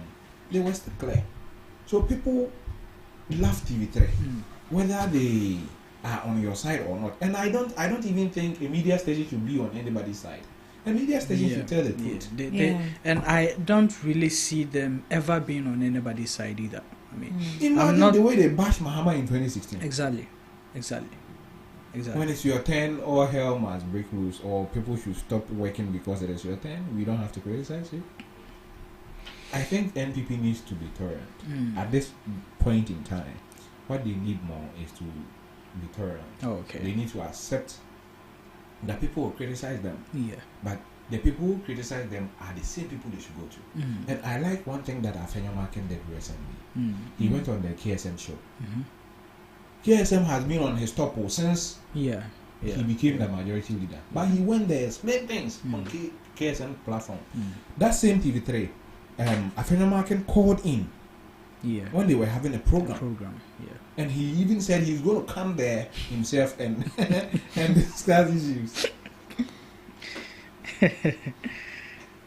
When they were going to arrest him for TV3 was there. I think that one they needed publicity. Why didn't they chase them out? Why didn't they chase TV3 out? You know that was a day after they've said publicly that they are not going to be. But TV3 commented. Why didn't they chase them away? When you need people to speak for you, TV3 come. But when you don't need anybody, TV3 shouldn't come. I think even that media boycott, I think we should look at it again. I think we need to look at it again. I for one, I don't like it when a political party says I'm boycotting a media station. Okay, why? You see, the media station is not there to do your bidding. They have an editorial policy. If it is not a college radio, that is set up for a specific purpose, just as we see to me, and then the likes do. And then they try to be objective. Like objectivity is not constant; it shifts. I can be objective with your actions today. Tomorrow, I can side with AC now. It doesn't mean I hate you. It doesn't mean I don't like you. It is just what you did that I'm criticizing or what I'm being objective on. Exactly. You get it? So I think we should look at it again. Yeah. Okay. But then, were you about to say something? No. Okay. With this same NPP folks, have you heard they are trying to give birth to a new party from the NPP, which is the NFP. You see, the Ghanaian thinking is wide in duopoly, as in two things. That's the Ghanaian thinking. Okay. It is either our Kotoko or our Hearts. It's either our NDC or NPP. See, you can set up a political party. There's no harm in it. If you can set up a political party and make it work, why don't you stay in the one you are in and make it work? Well, that's a good question. But what if maybe the diversity... Unless you're coming up with a new ideology. You get it? Okay. Unless you're coming up with a new ideology, you're moving from their center-left or center-right ideology. That I will understand. But if you're coming to follow their center-right, their center-left ideology, then what is the point? But do you think that's what they are going to do? Well, they are going to follow the same trend. Which other trend are they going to follow? It's going to be the same trend. Okay. Kofi Akpaloo and all that who have political parties, they are called political entrepreneurs. They use their parties to do their business. Okay. If you want to do that, fine. But if you want to set up a serious political party, man, in Ghana, it will take years for you to break ground. It will take years. See, that's the reason why I had a problem with Cheddar. Cheddar is a fantastic human being.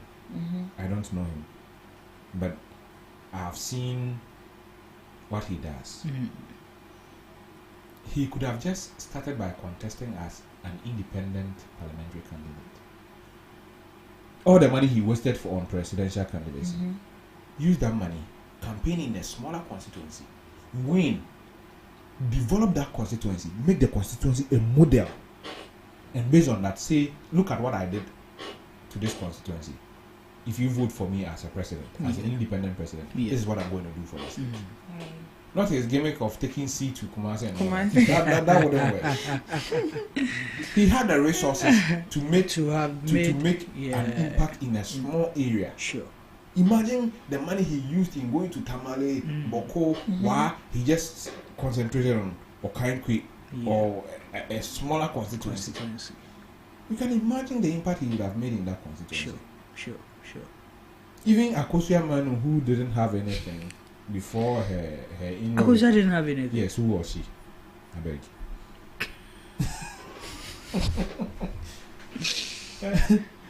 She was part of this scam group they call Max. It's okay. Yes. It's okay. I'm a victim of it, so I can call them scam. They took my 700 CDs and I never got sorry. anything from it. Hey, Max International. So did you come to hear of it? No. They took my 700 CDs. Was the one that they came with healthy living? No, Max? That was there. Max International was there before the Herbalife came. Chimol or Chimol. Max really got the publicity, like everywhere you pass. And the annoying part is that they will borrow people's Range Rover and be posting by them. And so you feel like, then these people are really making money. When I paid this 700, I thought I was going to make it the next day. You remember one of their conferences, Bolare came to speak. So I was like, this thing might be genuine. Charlie, let me just try. Bolare, the media ladies, I think Belamundi, Nanaba, Akosua man was like their champion campaign. Even her, when her husband's family got into government, see what he tried to do with Adenta. If she had started earlier, if Akosua Manu had started earlier, like just right after 2017, and did that 8 years, the first 4 years, he didn't even declare intention of contesting. If anybody asked, it's because I live here. Anybody asks, it's because I live here and I want to improve people's life. The people themselves would have gone to her house to tell her to contest. That time she didn't have money. That is what you do as a genuine politician. If you want to impact people's life, come with genuine intentions and let it show in your actions. And that's a Mandani philosopher too much. It's your birthday, so I mean, dig into your philosophical. But that's a mean who cake be out. And I want my who and another day.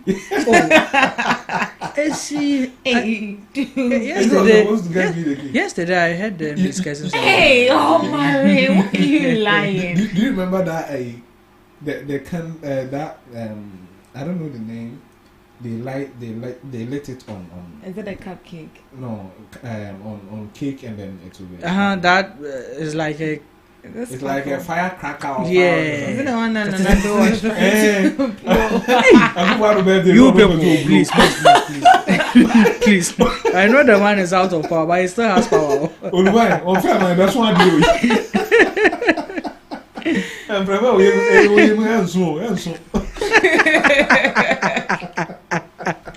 Hey, I didn't say I want some.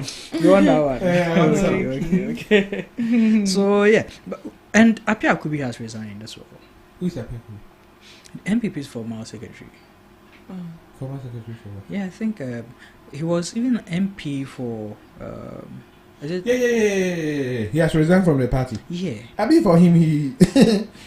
It was clear. It was clear that he. Yeah, you can fight against Nanado and maintain your place in the party. Yes. Okay. If you fight against Nanado, you go. But Nanado fought against Kofo and then he never won.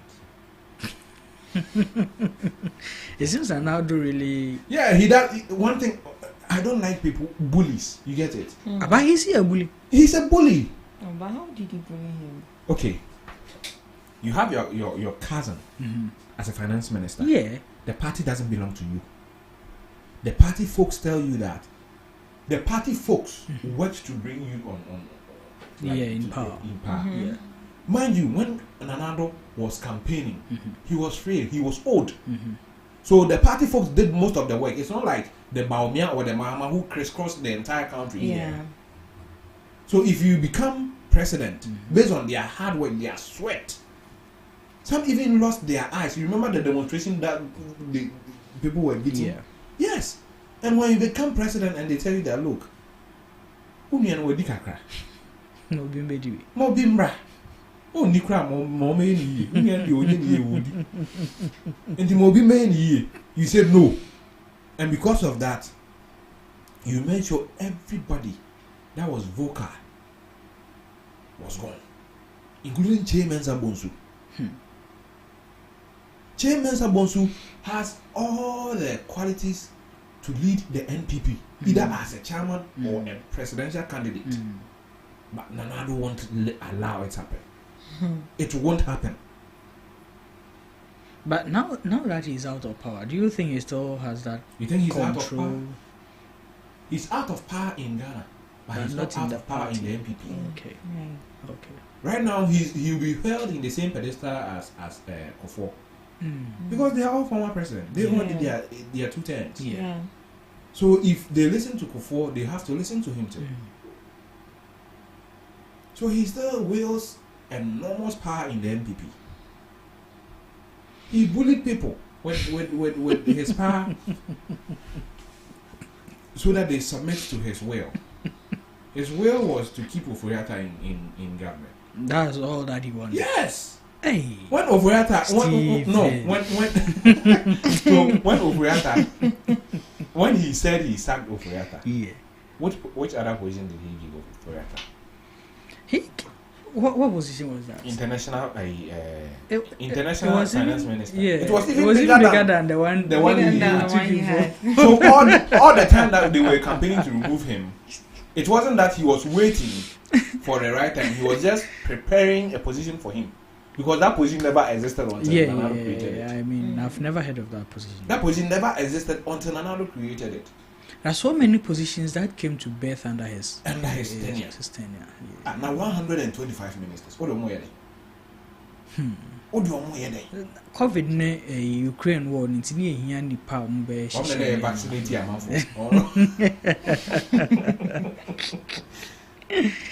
So if I say he was a bully, it comes from this. It stems from that. Okay. And everybody Nanado doesn't agree with is no longer in the party, or even if the person is in the party, he doesn't play any important role. Okay. Let's look at Nyahota Mako. Let's look at Paul Afoko. Even Kwabena Japan. Yeah. Kwabena Japan was one of the brightest young politicians in the NPP when he became the general secretary of the NPP. Now he's useless. Now he's a boy for a Baumia. Yeah, I mean, he was even in a much higher pedestal than Baumia back then. Baumia no NPP. Yeah, true. He wasn't even a politician. Baumia, my family and Baumia's family has had a long association. It is my father and his brothers that pulled away from that association. Okay. But my grandfather had a cordial relationship with Baumia's father. He used to come to our hometown when I was a child. Baumia's father used to come to our hometown when I was a child. And Baumia's father was a staunch NDC member. Yeah, for that one I know. Even Baumia's mother, her sisters, her brothers, they were all NDC people. Okay. Baumia didn't go to the Bank of Ghana. When Kufuor came, Baumia was already there. What Kufuor did was promote him to the deputy governor. That was all. Baumia didn't. Kufuor didn't discover Baumia. Dr. Adufo took Baumia to the Bank of Ghana. So you think that if he was an NPP, Before would have taken him to the Bank of Ghana? No. So, Baumia is a classical example of what I say opportunity. Okay. And taking it. Yeah. If you have an ambition, it doesn't matter where you stand to achieve that ambition. It doesn't matter. The end goal is achieving the ambition. If you have to swim through the mud to get to the ambition, do it. Okay. But for me, I cannot go against my principles just to achieve an ambition. Yeah. My principles as a human being defines who I am. Yeah. Right. You know, a lot of people don't take Baumia serious. Yeah, I think because of he doesn't hold through to his principles. Yeah. If you are NDC, it's true. Stick to your NDC. Be your NDC. Yeah. If you are NPP, be your NPP. If in the NDC you cannot be the president, so be it. Sure. If in NPP you cannot be the president, so be it. If you're a Muslim, and because you're a Muslim, Christians won't vote for you, so be it. Don't go kneeling, allowing people to pour cooking oil on your head in the name of anointing you. All right. And when you are done, you go to the shrine to take leaves and wrap around your neck. Muslims don't do that. As a principal Muslim, you don't do that. You don't do that, okay. Was it a contributing factor for him losing the election too? Tell me, which Zongo did Baumia win? Which Zongo in Ghana did Baumia win? Okay. Even, let's use Asawase. Nanado, who was non-Muslim, was getting 41,000. Baumia, a Muslim, got 27,000 from that constituency. Okay. All right. That was just by the way. Before we get into the real conversations for the day, and yes, with that, the first topic we are going to be looking at is Otumfuo resuming mediation in the Boko crisis. Earlier this week, we received a communication from Menchia Palace after President Mahama has pleaded with Otumfuo if he can step in once again to make sure peace is resolved or restored in the violence and chaos happening in Boko. So earlier this week, a statement was released from Menchia that Otumfuo is set to step in. I think, is it from 28th to 1st May? To 1st May, yeah. So when you go to the UN, peacekeeping, do you know one of the best military teams in the US peacekeeping? No. It's not America. It's not Russia. Ghana is one of the best. I think we rank second. Yes. Yeah, we rank second in the UN. Yeah. So why can't we keep peace in our own country? Why? I don't get it. There are things. It's not deliberations. It's not negotiations. There are certain things you force it on the people. Because you see, I watch videos. Yeah. That people did press conferences saying, woman giant, so you're falling free and call. Now why a bearman, woman my 3 days. Then you wow bet me at a chroma wafa. Once won't you now call. And all these press conferences, people did it without wearing masks. And we allowed them to do it. Nobody was punished for them for that. You do this kind of press conference thinking you're a man. What do you do? If you're able to cry, forgetting that you have a wife, you have a child, your father, who is old and free, is there. What is wrong with you? So you think? Can you carry all of them and run at the same time? If it turns out that you will be the one running, you want somebody who is weak to run, right? But you don't know what the other party has. So it can be that you will be the one running. So what happens to your child? What happens to your wife? What happens to your father who cannot run or walk? Would you carry him whilst you're running? You see, I think we've pampered them for far too long. What? When we should have a policy, when you have a gun pointed at a peacekeeping officer, the peacekeeping officer has every right to shoot to kill you. Okay. But no, police station. Now, police majority leader. Yeah. Police what is this? And you think talking to these people would resolve it? I think that all this chaos and violence is stemming from the chiefs. And it will be a tool for my friend. Huh? Amanaba, abatana say need cancer. Aquamas will be a baby. I was a chisel. You know why? Because that person influenced the killings. If the chiefs can come and listen to Otumfo and go back home and there will be peace, then the chiefs must be arrested. Somebody can interpret it to be that they are the one instigating the violence. Say Kasacha no to me now Kasa now the NT and Kasacha only me and say but Kasacha on Crawford Amomaja Akon. Do we need to tell you to go and tell your people to stop fighting before you do? But let me ask this. Why do you think even the president believes that Otumfo's intervention can resolve this issue rather than, as you put it, the army deploying the army? Is it because you've politicized the issues in Boko? So the president would want to push that responsibility onto somebody else. You get it? Okay. You've politicized the issues in Boko. So right now, the killings that are going on in Boko right now, they are revenge killings. Really? Yes, because revenge for what exactly? You see, one party feels that when this government was in power, they allowed another party to kill my people. Whoa. So now, this party is in power. I'll retaliate. Wow. Have you followed issues properly on this matter? I am trying to. I have.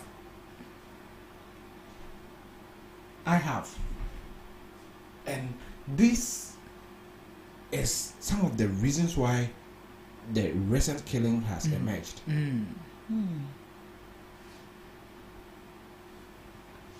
They bent the majority and the other MP their houses because they feel that they won't allow them do whatever they want to do, or they won't support them do it. Wow. If they were behind them, why would they bend their houses? Wow. So that was just the reason why they... Yes. Do you think the Mamprisi people went and then bent the majority leader's house. No, they weren't there. They weren't there. It is the Kusasi people. They themselves. His own people did it. So they just want their freedom to do whatever they want. Forgetting that you have children. And this thing here, it is not even today's war. Yeah. That's the problem. Yeah. Achille. Yeah. I do you know what we need to do? We need to get Ghana Talks Radio needs their reporters. Yeah, on grounds of Boku to get. I'll go there with you. No. Why not? Hey, ladies first. No. Ladies first. Now you say just here. Go. If you were running. Now you here. Now you here. Now you here. If we need any reporter on the grounds in Boku, why should it be? I'll go with you. Why? I'll go with you. Why should it be late? I'll go with you. No, but I mean, Steve, it's serious. Yes, it is very serious. If they can burn their own people's houses because they feel that they are going to restrict them from misbehaving, then the thing has gotten out of hand. Yes. You see, that's why I'm saying that it has been politicized, and the president will want to, as much as possible, absorb himself out of anything that comes out. So I gave it to Otumfuo to mediate, and it failed. It wasn't like I went there. But what they need in Boko is brute force. Really? Yes. And the government himself, at a point, should say that I don't recognize any chief in Boko. Okay. But don't you think that's also going to create a whole different form of... They are fighting because of what? The chieftaincy. Yeah, so if the government doesn't recognize any chief there, what would they be fighting about? Then how are they going to coordinate their affairs there? Coordinate which affairs? What affairs does the chief in Boko coordinate? The DC is there, the MP is there. What if they also say they are not going to recognize NHE, NP or... Really? Then you are setting up your own country.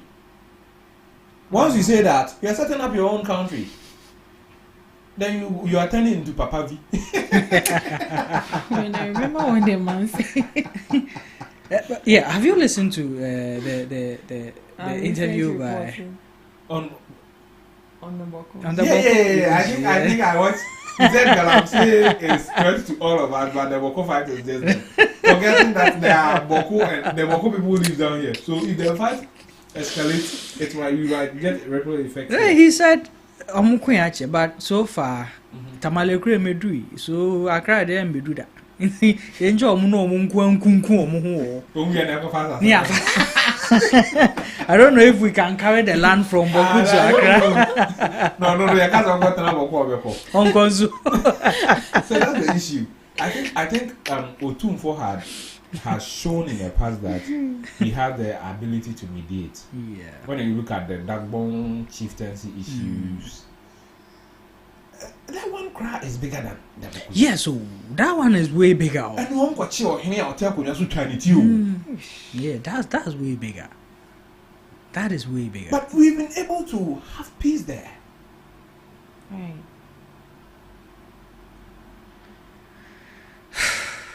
We've been able to have peace there. So why can't we do the same in Boko? Okay. I am now... so is it that because it's a chieftaincy related issue and Otumfuo is a highly regarded chief in also Ghana, chief. so they want to... It's the regard, okay. it's the reverence we put on Otumfuo's chieftaincy or kinship. If you say chieftaincy, the Ashantis don't like it, so let me give them their king. No, but I mean, let's be fair to Constitution. He's a chief. Yeah, he's a chief. He's not a king. I'll call him a king. Thank you. Let me call him a king. I know you stand from an Ashanti background, so you definitely go. Yes. I grew up in Ashanti. It's your birthday today. You are free. Yeah, we allow you. You are part of the Boku people. Have your freedom. Do whatever you want today. So if you look at how he's revered, not just in Ghana, across the globe, he was I think one of the few kings that was invited to the Queen's funeral, and he was giving all his protocols. All his protocols were given to him. Okay. And he's somebody who can just call World Bank and tell them, give whatever Ghana wants to them. Okay. And World Bank will do it. So if you put all these things together, I think that the president was right to call on him. But I think that Boko needs a brute force. Okay. You just don't need to be pampering them and all that. They've retarded the development of that place for long. Yeah. I used to take my father to. Yeah, that's true. Yeah, they have. I used to take my father there for his eyes. At a point in time, they had the best eye clinic. Eye department. Yes, eye department in the entire northern region. Oh, really? Yes. The last time I took my father, let me digress a little bit. The last time I took my father, it's your birthday. Yeah, I took him on a motorbike, and my father doesn't like me speeding on a motorbike. So we would go, speed, then he would tap me. Slow down.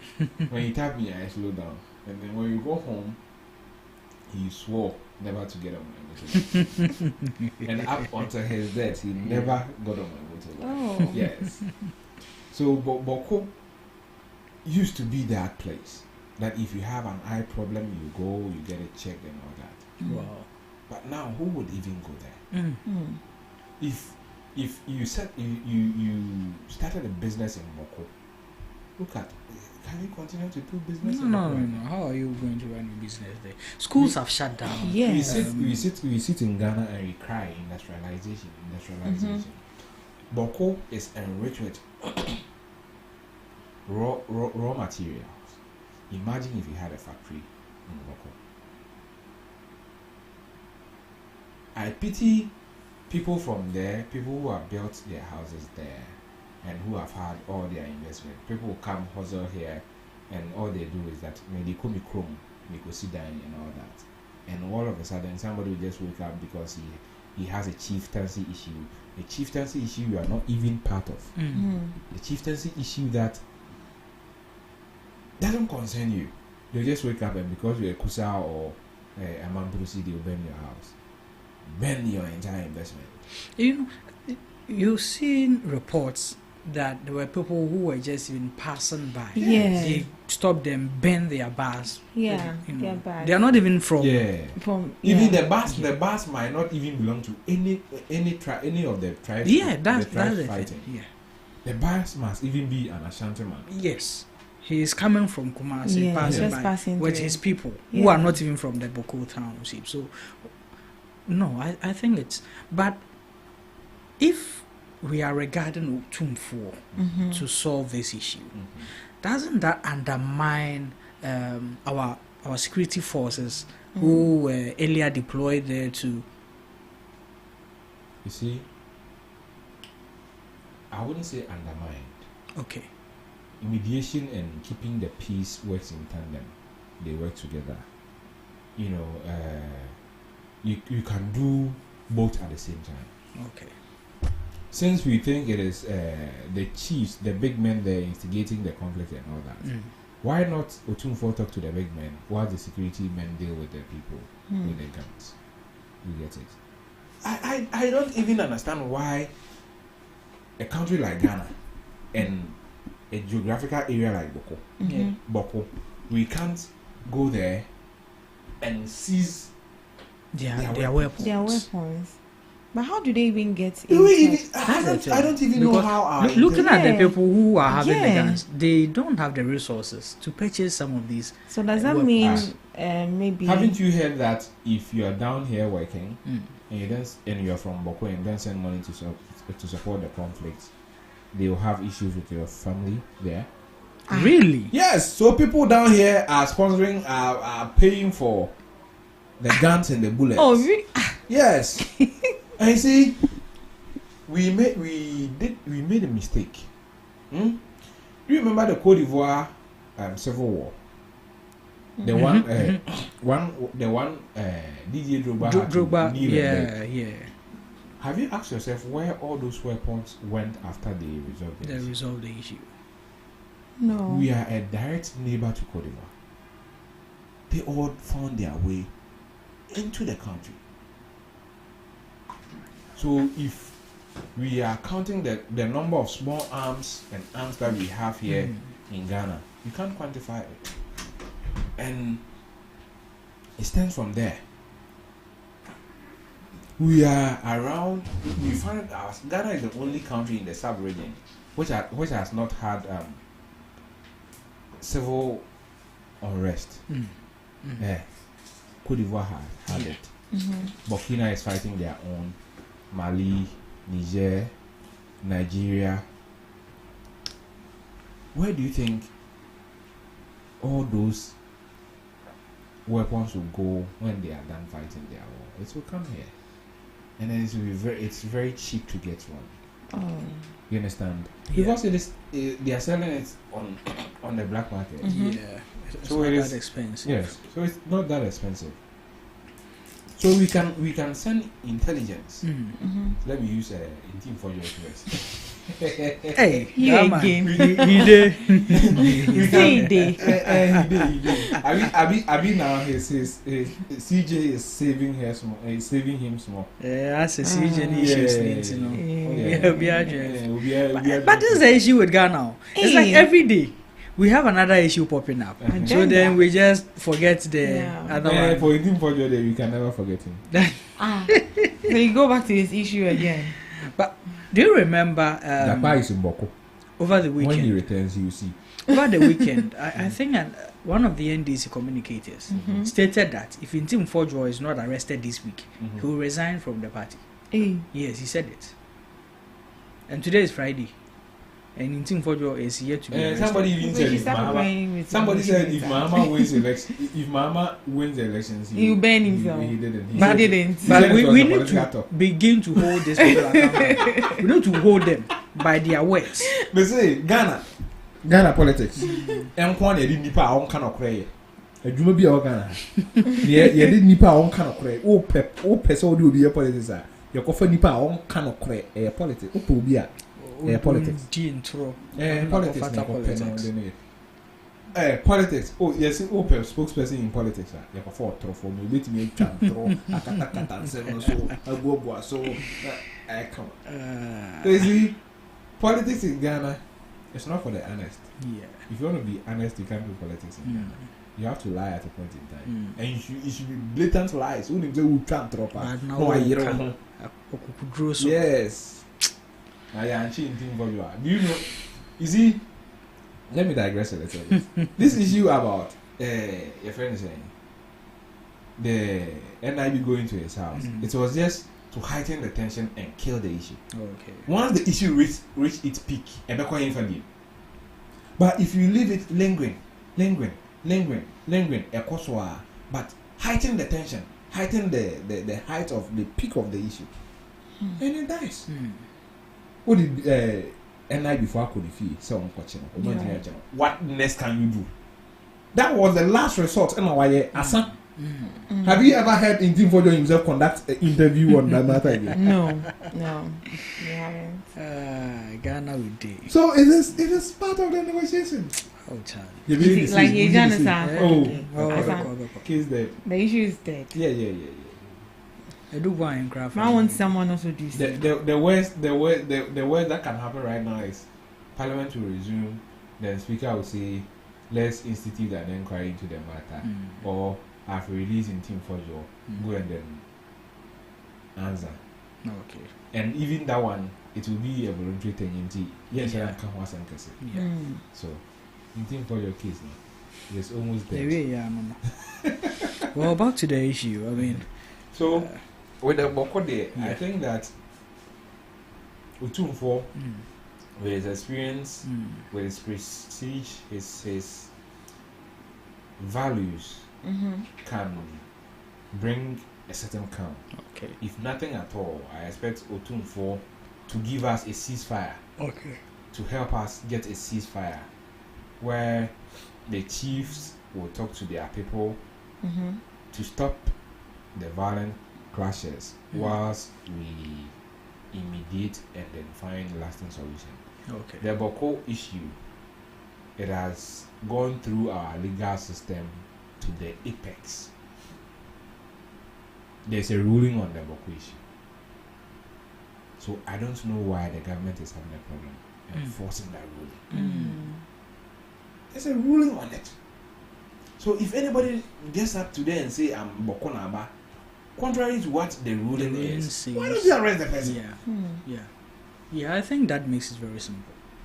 That's what I'm saying, that we need a good force. And if you arrest the person and prosecute him, jail him and his accomplices, 50 years to come, it will be a precedent. Nobody would dare try that. Now Supreme Court I say a contempt. No, will be there till by I won't mention a contempt. There's a contempt Ghana pen, a crap pen, a there be ni kama for no. Here for man, a contempt. Now the Supreme Court say, we in I recognize these people according to the traditions and the owners of the land. I recognize this group as the bona fide owners of the land. Now, the panel of the National Court and say, Supreme Court, I can't be here. How dare you? Which member of America? Now, Trump cried out no former president. But before we leave this issue, I want to ask this. If after Otumfuo's intervention, we still don't find a resolve to this, what would you propose? That is what I proposed that earlier, but he said it was too extreme. Thank you. I said it. He should. Yes, he should. Why did I say that? The state should not recognize any chief. And it's too extreme. How is it too extreme? If the state decide not to recognize any chief, you see what people start to say. Hey, Supreme Court has ruled. Supreme Court recognize a section of. Then we all. I don't even think that majority of Ghanaians know that this issue has been ruled upon. So that issue will come back. You now discuss the ruling, and now you implement the ruling. The basic thing is implementing the ruling. Look, I don't quite just as well Burkina Faso no to be informed. Hey, monko tana mo nsa o he na mo pe ba bi di so monko tana we. You see, Burkina president and so who could do nkwasasem wo ha. You nonsense. Na JJ wo no take that conflict with you. Time JJ was a military leader. What is that conflict with you? But it's so ya di bi. Mo ba ba why mo chima. Mo ofra him for two ni na so omo medidi. Omo medidi. What about Bomono? Okay, so you think that the best resolve with Otumfuo's intervention doesn't prove to bring a final solution is that we cease to recognize any chief. Yes, and then go back and then implement the Supreme Court ruling. And I think that the Supreme Court ruling should be the basis of Otumfuo's mediation. Okay. Anything less than the Supreme Court ruling would be undermining our courts. Okay. If there's a contrary ruling out of that will come out of Otumfuo's ruling, it will be undermining of our judicial system. Otumfuo himself said that or no dia asem court be anane no. Okay. Because we dia asem na mra kwan so. Okay. It is a court means we dia asem mra kwan so I didn't know Otumfuo di dane no. You get the point? Yeah. So Otumfuo should just go there and use the basis of the Supreme Court ruling to mediate. But do you have high hopes that this will be resolved through the Otumfuo's mediation? Of course, personally. I've seen Otumfuo has shown that he has the capability to do that. Okay. When it comes to the Dagbon issue. Okay. So I think that he can do it. I believe strongly that he can do it. He can do it. Okay. All right. So I think we have a comment on YouTube. Okay. This is coming from Kojo. He says, "Happy birthday to Big." And in another, he said, "I am not a girl, but his contribution has been great." Right. But why must he say I'm not a girl? I don't even know. I'm not educator either.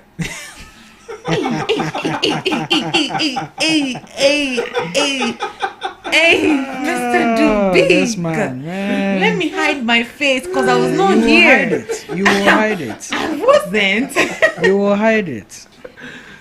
I keep telling you. Thank you for the birthday wish. I'm not a girl. Your name suggests that you're not a girl. Who is her educator? You don't know who her educator is. No, Do you know Hayford? Do you know Hayford?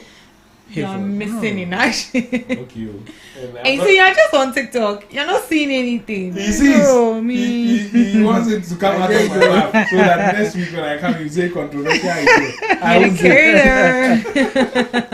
Is it that guy who is doing himself like a woman? Is he the head? He's a woman. Or he didn't say he's a guy. He says he's a woman now. So don't say guy. He says he's a woman. So say the woman who does himself like a woman. Well, so you can say, you see, the funny thing about that lesbian, that gay and lesbian thing is that right now I can say, oh, I identify as a lesbian. Who would I be sleeping with? Not girls. What's the difference? Doesn't make any sense. Wow. Maybe straight. It is a woman that I'll sleep with. Yeah. Right? Yeah. But right now, I can say I'm a lesbian. I identify as a lesbian. And you still sleep with a woman. The only thing is that maybe I'll shave my beard and then put some makeup on and grow some yeah. Wow. Okay, so moving on to the next topic. Do I have the woman features? You? Yes. Oh, please. And I then I'm coming to you.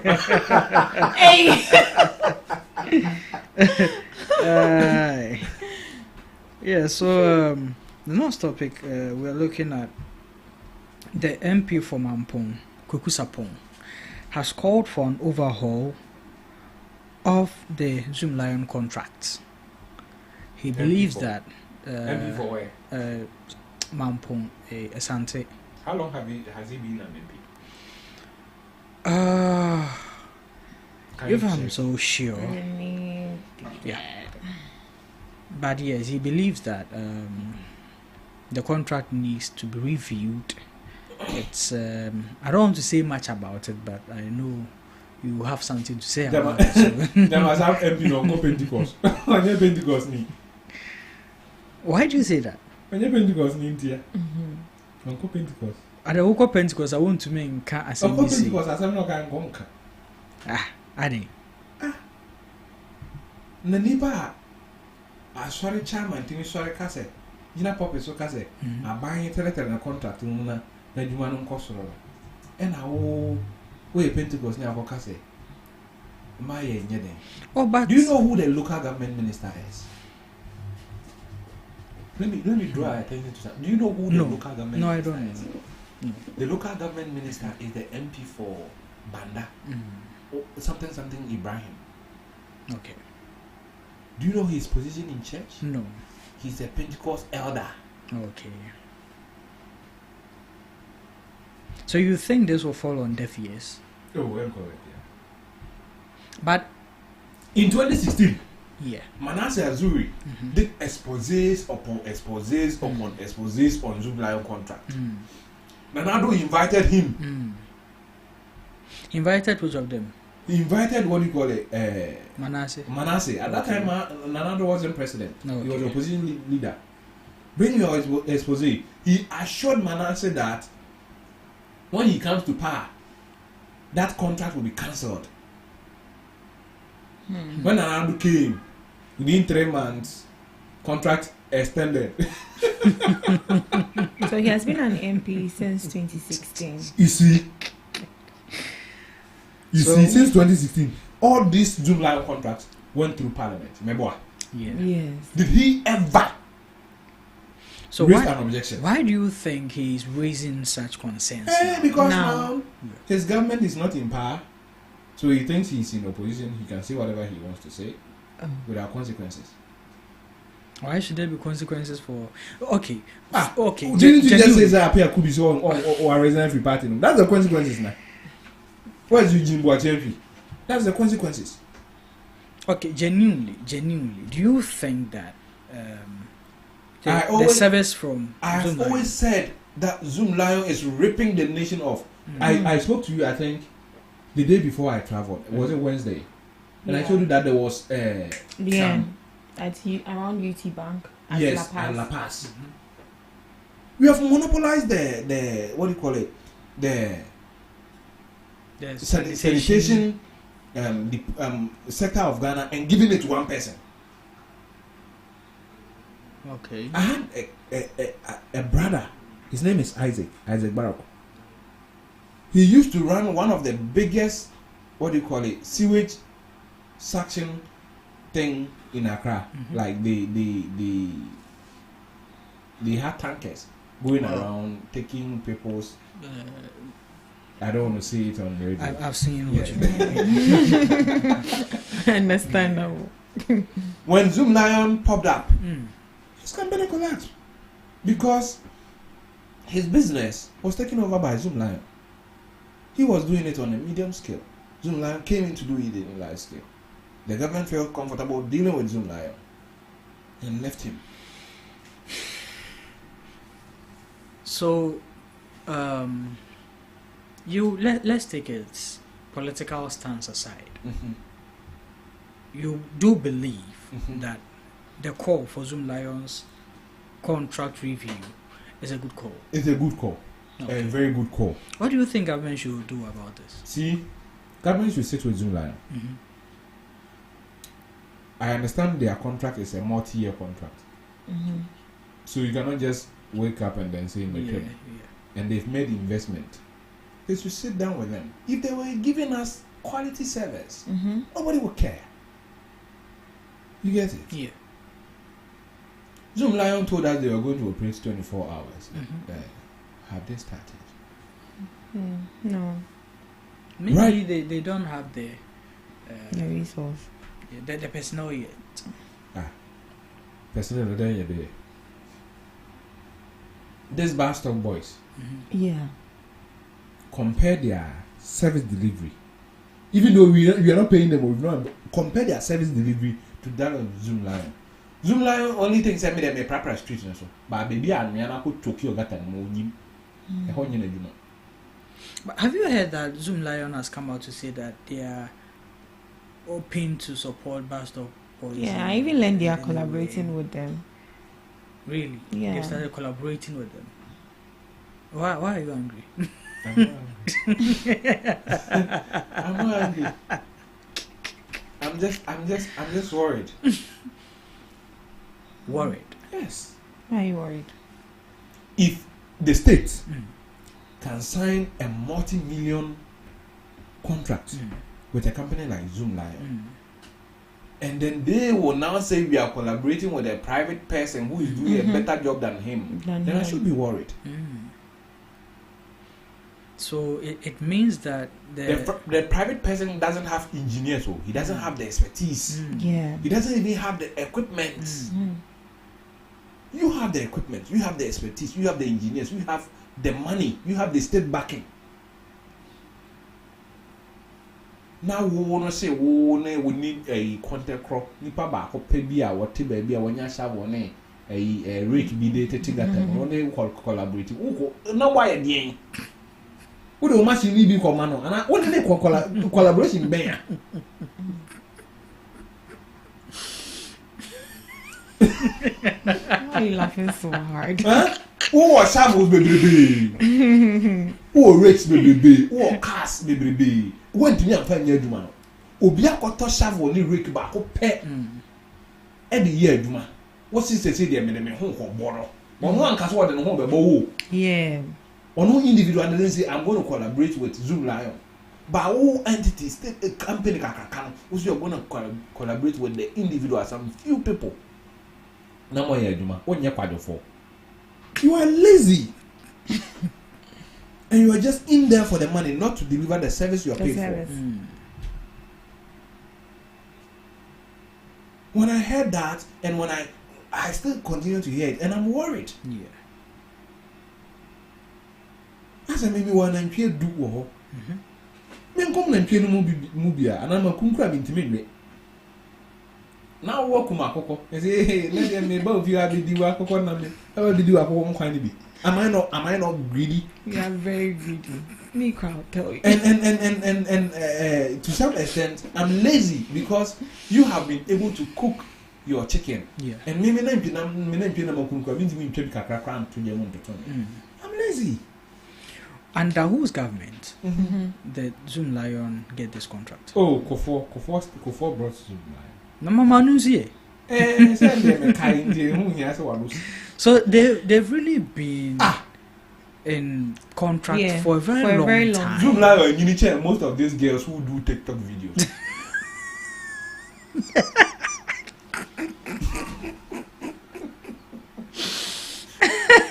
Zoom Lion is older than most of the Gen Zs.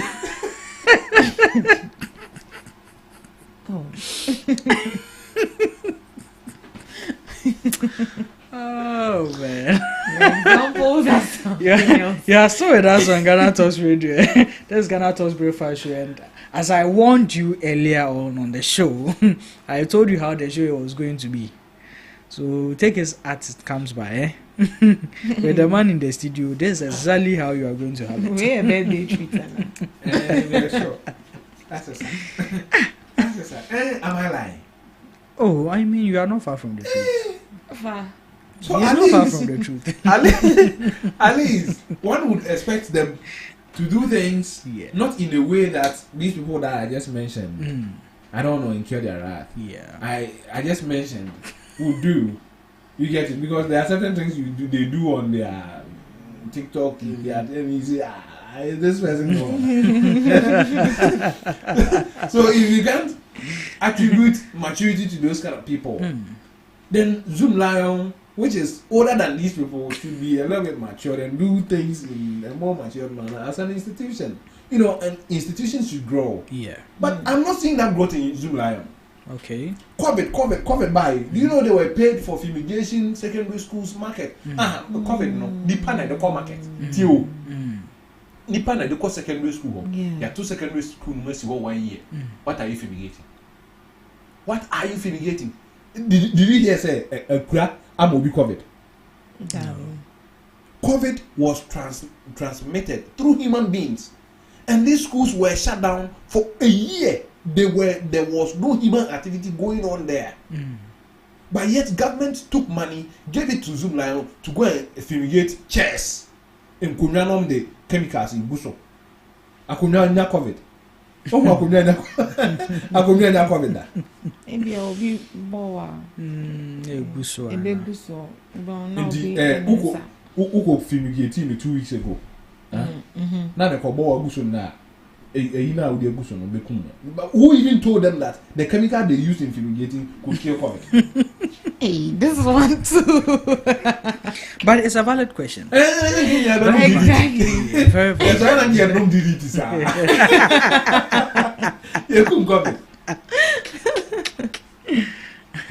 What was the research into the chemical they used in fumigating the schools? They should publish it. Let's see. Zoom Lion.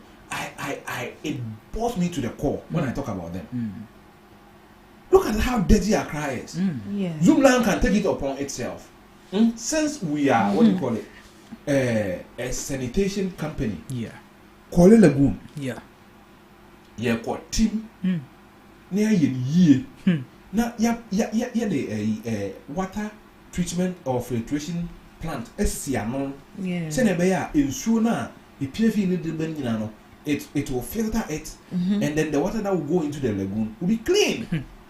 Yeah, quality. Yeah, quality. Yeah. Then so he will replenish the fish stock. And I want to say what the mini bakwa boom. In Johnny is different. But have you been there? Yeah. When last were you there? You want to be there? Me, if I'm using that beach road, I'm in pay. When I pick a boat, Charlie, and the driver decide to use that route, I said no. Well, it's a kind of assassin crack. The stench. But it's serious. Yeah. Very serious. Last my guys, they are guns, and then they say Bosman won't you do it. No, do it. Or no, Hobon. There's no do for 2 things you more than one. I'm saying better one. And hey, you see, there are people who have this pack football pitch closer to, and they are able to be there. People are able to go and stand there to watch the game match they are playing. I'm like, you see, maybe they are used to. You see, they are used to. I said, Okola Pass, maybe I'm not tilapia. I buy tilapia a lot, but I'm not able to sit there and to stand there even when they are preparing my tilapia. I tell them what I'm going to buy. No, I could not. What could two pass ya? David, you could just baby. No, not all my year, you are. No, my son, I call them this kind of come over my gym.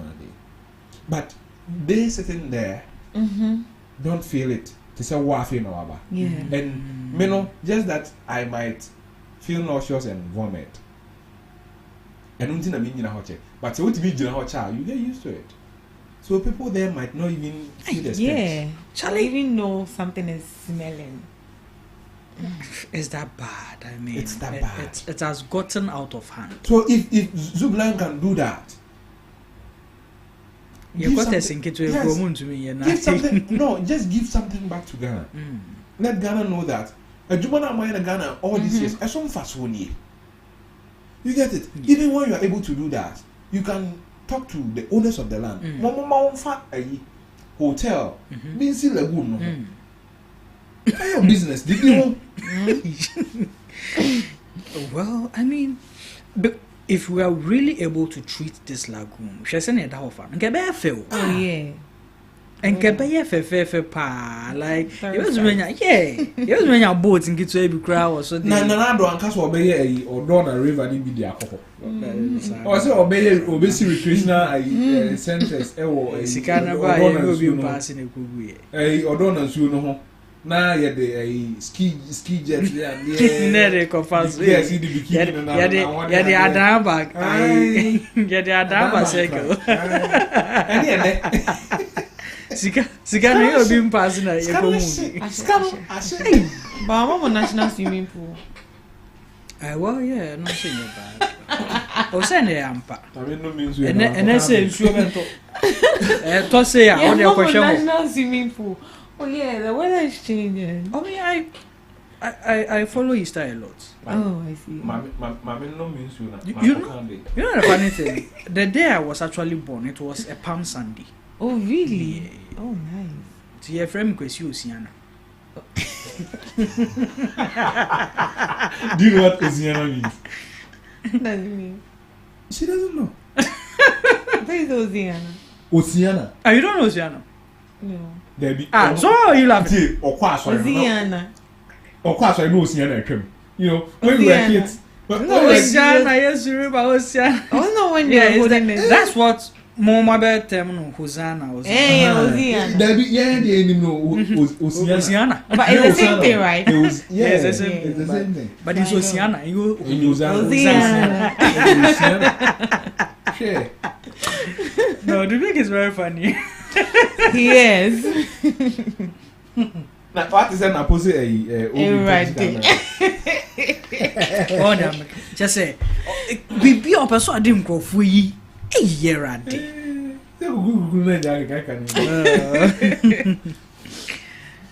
Yes, so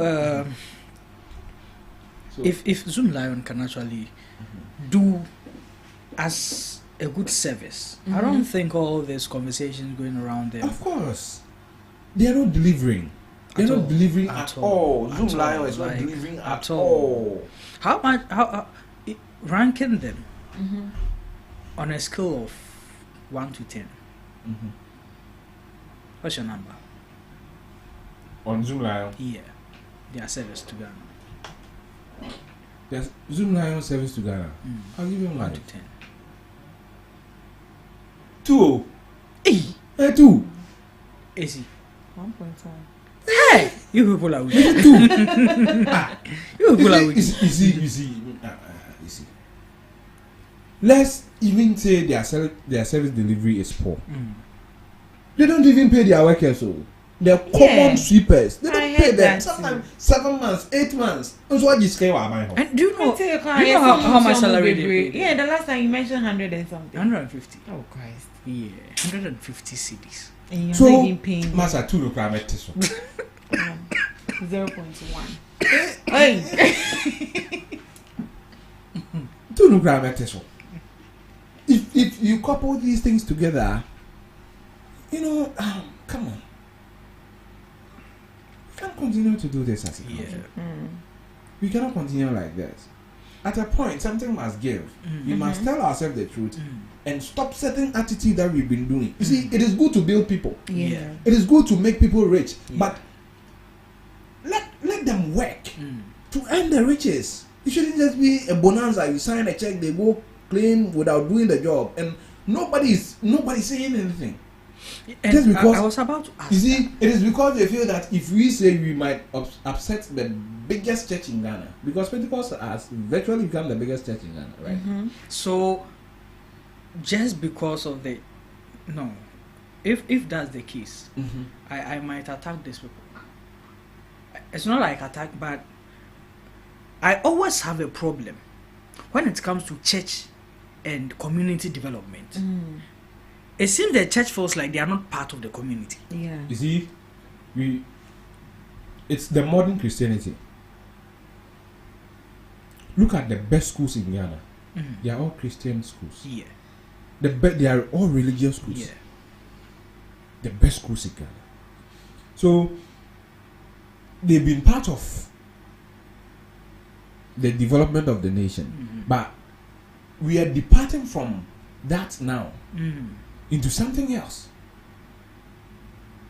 Now, instead of churches concentrating on developing the community they find themselves, they concentrate on developing individuals. Oh, okay. And even with the individuals, we hear church members always complaining that boy for a pound so scholarship grown to me my yebi. These big men are the treasures of the churches. They are the signatory to the church's account and all that. Mubo for their mother ma sorry no. Mo san ko share account who says Canada mudi. I don't want this kind of Now me a treasurer of a church. Now me start a business. No ma ko me chairman. Me propose a church chairman. Business when I me start you. Mo bo me ya tight and be see. Ubenya nyema nyema kaka. You think say, but mom fight them please carry me my fan start a business. So that is the point. So and instead I read somewhere that Mahama once said that Zoom Lion was what do you call it? The first person who will come to his house after a State of the Nations address has been read. Ono Kofi Okoho to pitch ideas. And remember the towing levy that they wanted to introduce? Yeah. When a norm de man. Norm de man Zoom Lion. Yeah, Ghana tolls. Yeah. Road tolls. No, towing, not tolls. Towing. Okay. Okay, I say MPP okay. Try introducing towing levy. Yeah. Okay. So, car, only car, auto fuel, it should be on it. Yeah. Zoom Lion and on them or crown cars in towing my cars in by. Sure. How did he know say they will pass that kind of law into that bill into law? How? Because on a tenafy, no, she shame or the command was on your moment passing mine. And how do you expect me to think? Yeah. If you do these things, it will only leave people to adduce these kind of things. Because so we no, and I'll be publishing or graphic will say, oh, I buying this Amra whereby any private citizen who has the capacity to import towing cars should import it and come for license or come and then bid for the contract. And then can make us say there's clarity in everything. Now I'm passing brand new passing man we are there share the contract and movie. Now make us only need to share when I say man can ye. We can ye pa. No more than how are you? Yeah. Oh, Mr. Big. Man, can you?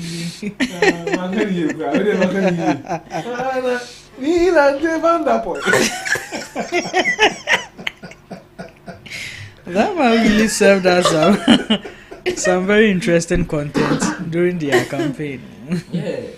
Yeah, it was content. I even learned the candidate's name wasn't even Lomoti. It was rather Lambi. I heard that. I'm just sure I don't know campaign.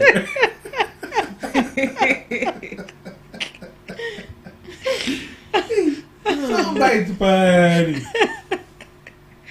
Oh, but I miss him. You miss who? Him. Yeah. But he's there. Go to his house. Go to his house. But you know the person I missed most? No. Katie Amon. Over Katie. One video of him that I saw. I don't know if he was trying to fight them, the then minority or something. When they boycotted Parliament, you remember when the Afenyomakin issue came and all that, and the minority then sat at the majority place, and he was angry. So this one is going to fight or what? He's always serious. That man, you remember when I said anytime he became a minister, he sold something. Really? Get your mom. Yeah, already minister be out on baby. Is that Kokoto a commander?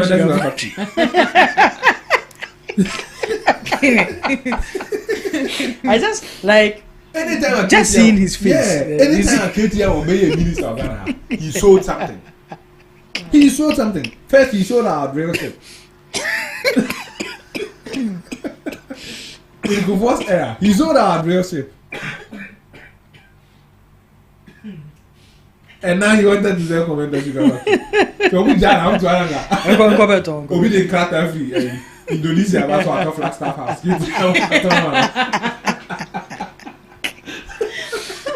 And he was so big on seniority, like you see that guy. He will even tell you he's a Harvard trained lawyer. Yeah. Hey, now certificate do I Mutisa Konko. Nyansa bi anim.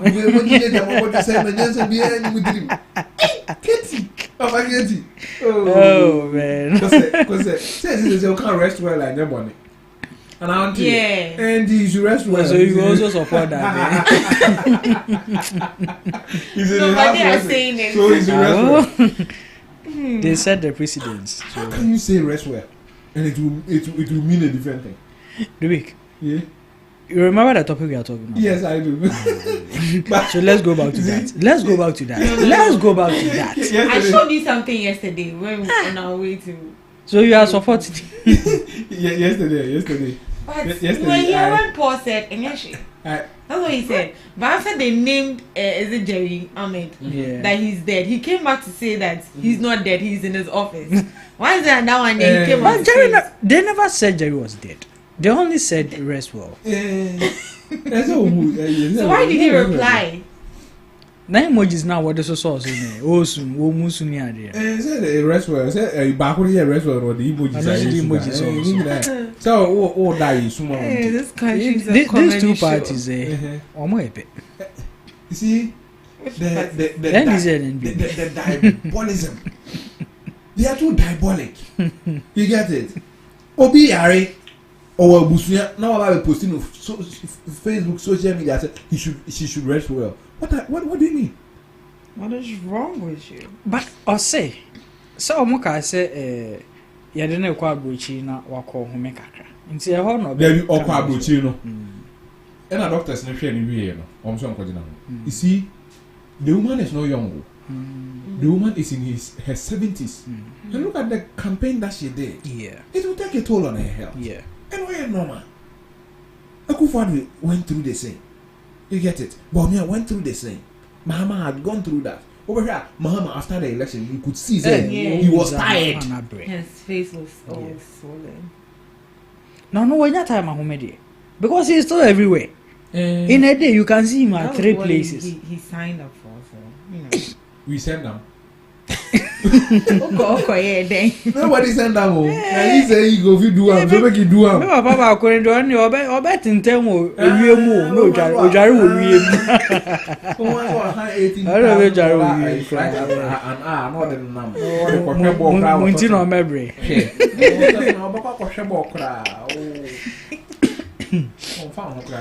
Yeah, so this Zoom Lion issue, I think we really need to.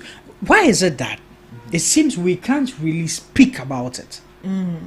The issues just pops up, then it dies down. Almost every day. No, who are the ones who would push the issues? The politicians. I think they are all complicit in Zoom Lion. Okay. NDC, NPP. Okay. And the Obi Nhunu ni Obeka. What did I say? Yeah. Obi Nhunu until a CSO start talking about Zoom Lion contracts and get Ghanaians to rally behind it. Just like when they wanted to build the new parliament. That we had Ghanaians rallying behind it and saying drop the chamber. Until that is done, Zoom Lion is not going anywhere, and Zoom Lion services is not going to be improved because Nippon are better. I'm not improving the services. No, he's complicit. And most of these, engineers are there to do the bidding of the private entities. Government engineer, Uskaisen, say now, why do you have 4,000, 5,000? Zoom Lion, Oko, Hena, you are called between 10,000, between 100,000. General uncle from Kocha. Oba Baby come so Oba come Oba turn office, I'm a crowd. Oh, boss, this month, the evening, I did more than I want to pictures and van sending and report. To send me, why you be near say, my friends and Johnny say a Ombra a review piece on the issue. That's in Johnny Akato say, oh, mean to me, my watch a review the management policy. Oh, then review now. Yeah, mature and a bit favor. Near Papa. So that is what we have on our hands when it comes to Zoom Lion. Okay. I think that the MP could have said it much earlier. Okay. What I say? 2016, I work 2024. Okay. Why Parliament who raise the issue more Parliament? Okay, who's a child you mean business? Okay. And a baby crowd or cousin. Also the court Parliament. Okay. Local reason on the floor of Parliament. Yeah. No fresh sanitation minister, a local government minister. This is a sanitation minister in Holy. See like the part of the court. To offer a local government minister. Now, Oba, then questions will be asked. We will dissect the contract. There, near what's a free more. Then Parliament will take it out. Okay. Yeah, what's the count? Parliament will add it. Okay. Now you to me fee money what 3 days. Like for what? It's not bad. Very bad. Maybe I'm coming who I have traveled a little. Maybe who you are not doing a proper room. I never seen a crew I fit. I get the full body you know why a fear because of human activity during the day. Yes. Into a national you work in the night to make sure the street of wherever you're working is clean. It's clean. And eventually people will come then fresh day. Now, Korea TC Kroma, I say, and Tiasi. Yamebe, Nami, Nami, Nami, all the tools to be clean, to clean yourself and avoid diseases. Okay. So if you give that responsibility to somebody and a person is not doing it, you should be able to ask the person questions. Okay. Why are you not doing it? All right. And I think that it's about time that we put sanctions in in contracts. If you fail to deliver to the satisfaction of the state, this is what you face. Yeah. But yeah, okay. I'm on a blank check. Okay. And all you know. All right. And you collaborate with Boston Boys. Boston Boys. Okay. All right. Matty. Moving on to our next topic. The World Bank.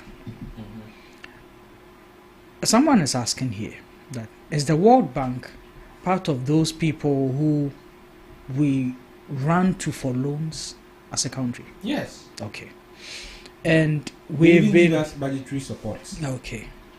And we've been campaigning as a people that our countries actually stop depending on these foreign institutes for financial support, because they think that they believe we have the resources to actually garner our own financial stability here. Now, the World Bank, this campaign has been going on by CSOs and citizens as a whole. Government says they are trying to look to, make sure these things don't happen anymore. They are trying to move away from the IMF, the World Banks, and all that people. Just last 3 days, we had the finance minister at a meeting propose that he even wishes that the World Bank comes to build a regional hub in Ghana. Yeah. So the same people we are trying to run from, we are now inviting them to come and stay with us. America is part of the World Bank. America is part of the IMF. Okay. You see, World Bank and IMF didn't just come in being. Countries came together and formed these associations and organizations. Okay. Is Ghana part of this? Ghana is part of it. Okay. Ghana is part of the IMF. Ghana is part of the World Bank. Okay.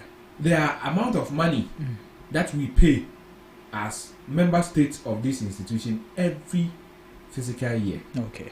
We pay to them. So having a World Bank hub in Ghana is not a bad thing. Okay. How is that actually going to impact us as a country? Okay. We'll be closer to them, and they can give us technical support.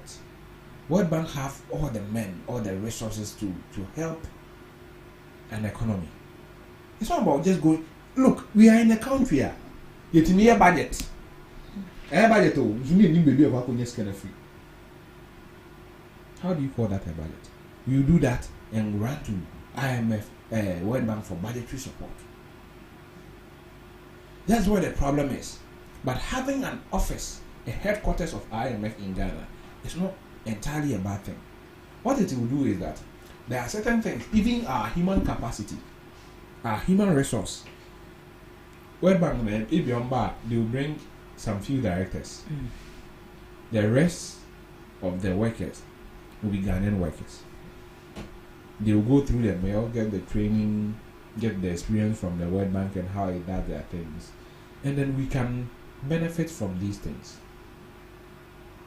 You understand? So there are a lot of benefits to these kind of things. If you look at the African continental trade partnership or whatever it is, it's just like that too. Okay. You get it? So for me, I don't see anything wrong with it. But where I'll get a problem is when we are bringing them in so that we can just siphon money. It will be easy for us to get support, get money. But don't you think that is going to be an attractive component once they establish a hub here? We'll be attracted to always run for some financial, help. Don't you think that's going to happen? Of course, if you have people who abuse the system, it will happen. If we ever get somebody like an Oferiata, and there's a World Bank, Ken is no more in power. He is no more holding that. You see, we are all suffering from the wrecking ball that guy came to the finance ministry with. There are people who gathered their money. Let's go back to the issue. Let's go. You understand why I brought him in? Decided to buy government bonds and in economic class 101. you are taught that the surest or the safest way to invest your money is buy government bond. And we lost that bonds because of Oriata. And I think if I talk about the economy, I shouldn't bring him in. He can die. He only gave you a little haircut. I said he can die. If you want, if you die tomorrow, when I talk, I'll start mentioning his name. Because that thing he did was very unfair to the investor. What he say, he minister because I'm a minister. What he What he say? Yes, say. Was say, what an event at the Flagstaff House in Abayin is Kantianya. What he be that? Abayin is Kayas and Yamanina. But I mean, no Sikana, the Papa on the Abayin who is Kantiaka. I think I don't have to mention them. I have to mention them. I'll mention them. And I'll make sure my children will mention them. My grandchildren will mention them. My great-great-grandchildren will mention them. Okay, are you not mentioning them? No, if we are.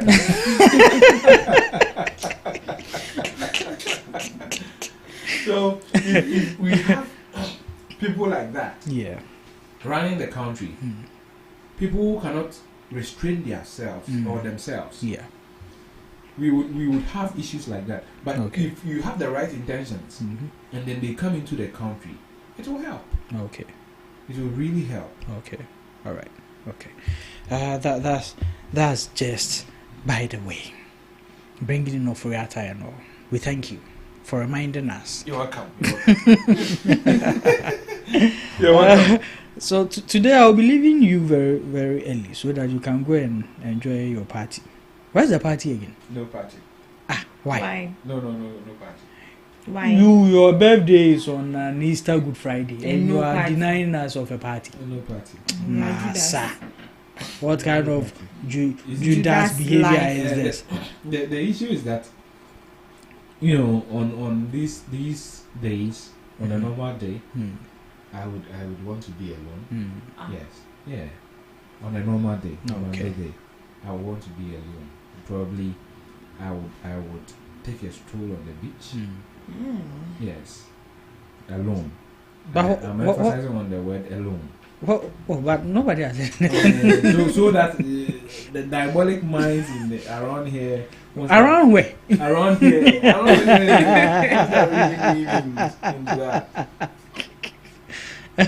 Okay. So why are you not doing that today? Or because of the rains, you think it might beat you? Yes, sure. Because of the rains and the way the weather is. But probably in the course of the day, I have other engagements. If I'm able to free myself off those engagements, I would go maybe in the evening to take a walk there and pray to my God on the beach. On the beach, okay. Yes. The way you are saying, alright, why? You want him to invite you? If you want to come to town. You said alone. Today I'll go with you. No. Today he's making an exception. Today I'll make an please. I can go with you. At least when I go with you, buy me a drink. Okay, so looking at our last topic, we are looking at the Consumer Protection Agency has called for the suspension of utility tariff hikes. Government has communicated some 14.2 or 14.7? 14.75% on electricity and 4.0% for water. And the Consumer Protection Agency is saying that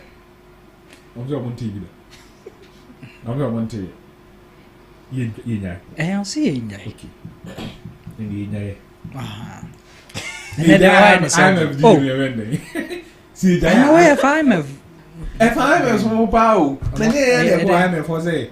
In order to ramp up the deficit in the payment in the energy sector, but some means that they are better. IMF more conditions me new. Or see that some mobile cut more expenditures be. And now some mobile to 2 more tariffs be so. Yeah. And I'm then you choose. I'm buying for Frabana and tell IMF conditions they can move. That's why I always had a problem with the IMF deal being a bilateral, as in IMPP or the negotiation, at least now also more NDC for no more parliament or more finance committee, either Isaac Adongo or the current or the Forcing. Part of the negotiations. Because on my NDC in one day, NP for one day, that be or NP best or they change NP NDC member. So these things you have to get consensus for bring everybody on board. By and say for your time one against someone three. I put one as well negotiating way our panel. There's one person you see where it ended us. But say as more power. Here for okay. NDC for about power. If NDC has come to power and the president was going on with we will have extensive reviewing conversation with the IMF in the coming weeks, which has happened. So we're expecting the renegotiation has not happened. They did what do you call it, a national economic dialogue. Now they are not. They are going to take their findings and then put it in a report and go to the IMF that let's renegotiate the entire deal. That has not happened. And even if it is happening, it hasn't stopped the agreement we already had. You get it? Yeah. The agreement we already had runs, containing us with whatever negotiations we are going to have until we come to an agreement on the new negotiations and on the new models. Yeah. That still stands. Okay. You get it? Yeah. Okay. So that's all you would have to say about this. Yes. You think it should go on the tariff should be increased? You see, it's not about what I think. Whatever what needed free. What do I say?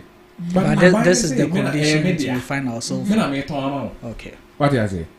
And I say, and you penny say me turn mouse. It is because of this and that. Okay. So if I disagree, I have to either get myself a gen, and even that one I have to still depend on the government for fuel, or buy a solar energy. Yeah. So I don't see where the problem is. Okay. We should in as much as adding, you get it, adding power and easy. I think that the PURC, what did you call them? The consumer. Yes. Yeah, consumer. Their focus should be how can we renegotiate the IMF deal, so that we can get some relief for people. It shouldn't be halted. In the IMF deal, what are we doing when you hold this? Because it is part of the conditions you've agreed to. Okay.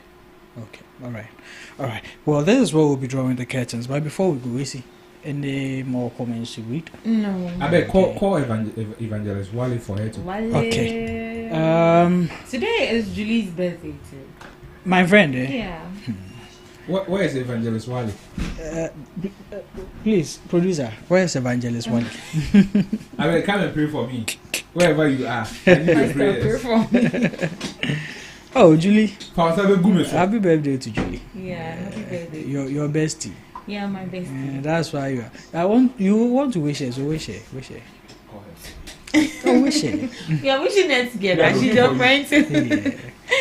So Juliet, now day, I think happy birthday to you. Yeah. I must say that you have been an amazing friend, and I'm so grateful to God for bringing you in my life. And I'm also grateful that our path actually crossed during our project work and diploma. Happy birthday. Enjoy your day. God bless your new age and continue to be the amazing person as you are. Wow. So Julie, happy birthday once again from all of us in Ghana Talks Radio. And I know the great deal you are doing with the what's the Bridge foundation? Effect. The Bridge So they're actually Effect. having a donation today. Wow. Yeah. In regards to Julie's birthday. Yeah. Wow. Donation to who?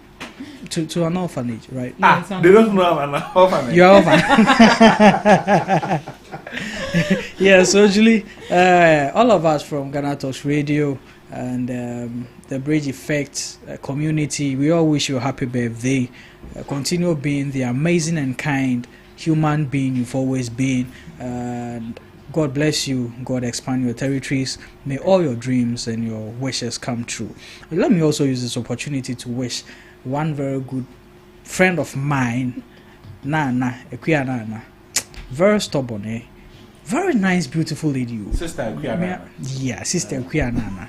But I don't get why. Oba Fefe or supporter Barcelona. Like why? Oh, why? Arsenal Buso. Yet Madrid shall back to back. Madrid is what 15. Yeah, I'm found. Nya being yedi. Why? So yes, Equia is a very good pal of mine. We have that very good vibe. And the funny thing is that Equia is the girlfriend of my cousin. Kwejo, and I know how they are planning to celebrate Equia. Yeah, I'm oh, but they are two loyal partners. Kwejo is loyal to Equia is loyal to Kwejo. Alright. Yes, I want to take this opportunity to wish Equia, wherever Equia is, ene ya wawoda nyame nhyira on to nkwannem bebre o ma wa hoden ni sika de nim se wani je ho ska wo de beto nwi atenten ye Equia na skin nso nto so fine o bra ti mi twa de my brother yeah, so finally our very own Dubik Steven. Once again, today is Dubik's birthday, and we are so glad to have you as a part of the family. You always make the show rock. Ghanaians are lucky to have you with the kind of insight you have when it comes to these political dialogues. No, my head is not fitting in my cap. My head is not fitting in there. So yes, everyone from manager to all of us here, the entire team, we wish you a beautiful and handsome birthday. Enjoy your day. May God strengthen you. May you become whatever you've set out to be. May God enrich your dreams, and may your law degree come faster. Than Yes, yes, because we have a lawyer. So before we leave here, we have our evangelist in our midst to release a birthday prayer for Mr. Dubik. So evangelist, take over. We use this one. let me use this one. Let me close my eyes. Amen. Okay, so we thank God for today. We thank God for adding another year to your many years ahead. We pray that the peace you experience in life should surpass all understanding. Amen. We pray that your going in and coming in shall be a blessing to yourself and your household. Amen. We pray that you would be rich. We pray that you would have more wisdom, more knowledge, more insight into deep understandings. We also pray. We pray for more blessing. Amen. Amen. So to be, yes, sir. Happy birthday, bro. Thank you. You're a good man. Continue being great. Thank you. Amen. Thank you very much. Yeah. Thank you all. Thank Okay. you to everybody who has been part of the journey. Sure. From the very first day that I was born. To today. My brother always wants to take credit for being the one to buy my Anglican call it mother. I thank him for doing that for me. He called me this morning to remind me of that. So I thank him. I thank my mom. My dad is no longer, but wherever he is, I will say thank you to him for everything that he did for me. The sacrifices, my sisters, and everybody. I want to thank everybody that has been part of my life. George and Ibrahima for Kukua. I say thank you to all of them. Okay. Bettina, everybody. Okay. Everybody. I just don't want to mention names, so I've already mentioned some. So I don't want to mention names and then leave people out. Sure. But I appreciate everybody, every single person that has been part of the journey. That has pushed me to get here. You know, I always say that I was a stubborn dude growing up, my teachers, and everybody. I just say thank you, and I hope that I live to their expectation. Yes. So that's all I have to say for today. That's all the week has to say for today, and that is all we will be leaving you with this morning on the Ghana Talks Breakfast Show. Don't forget to get right with Jesus Christ today as he goes to sacrifice his life for you. Happy Easter. Thank you. Bye. Bye.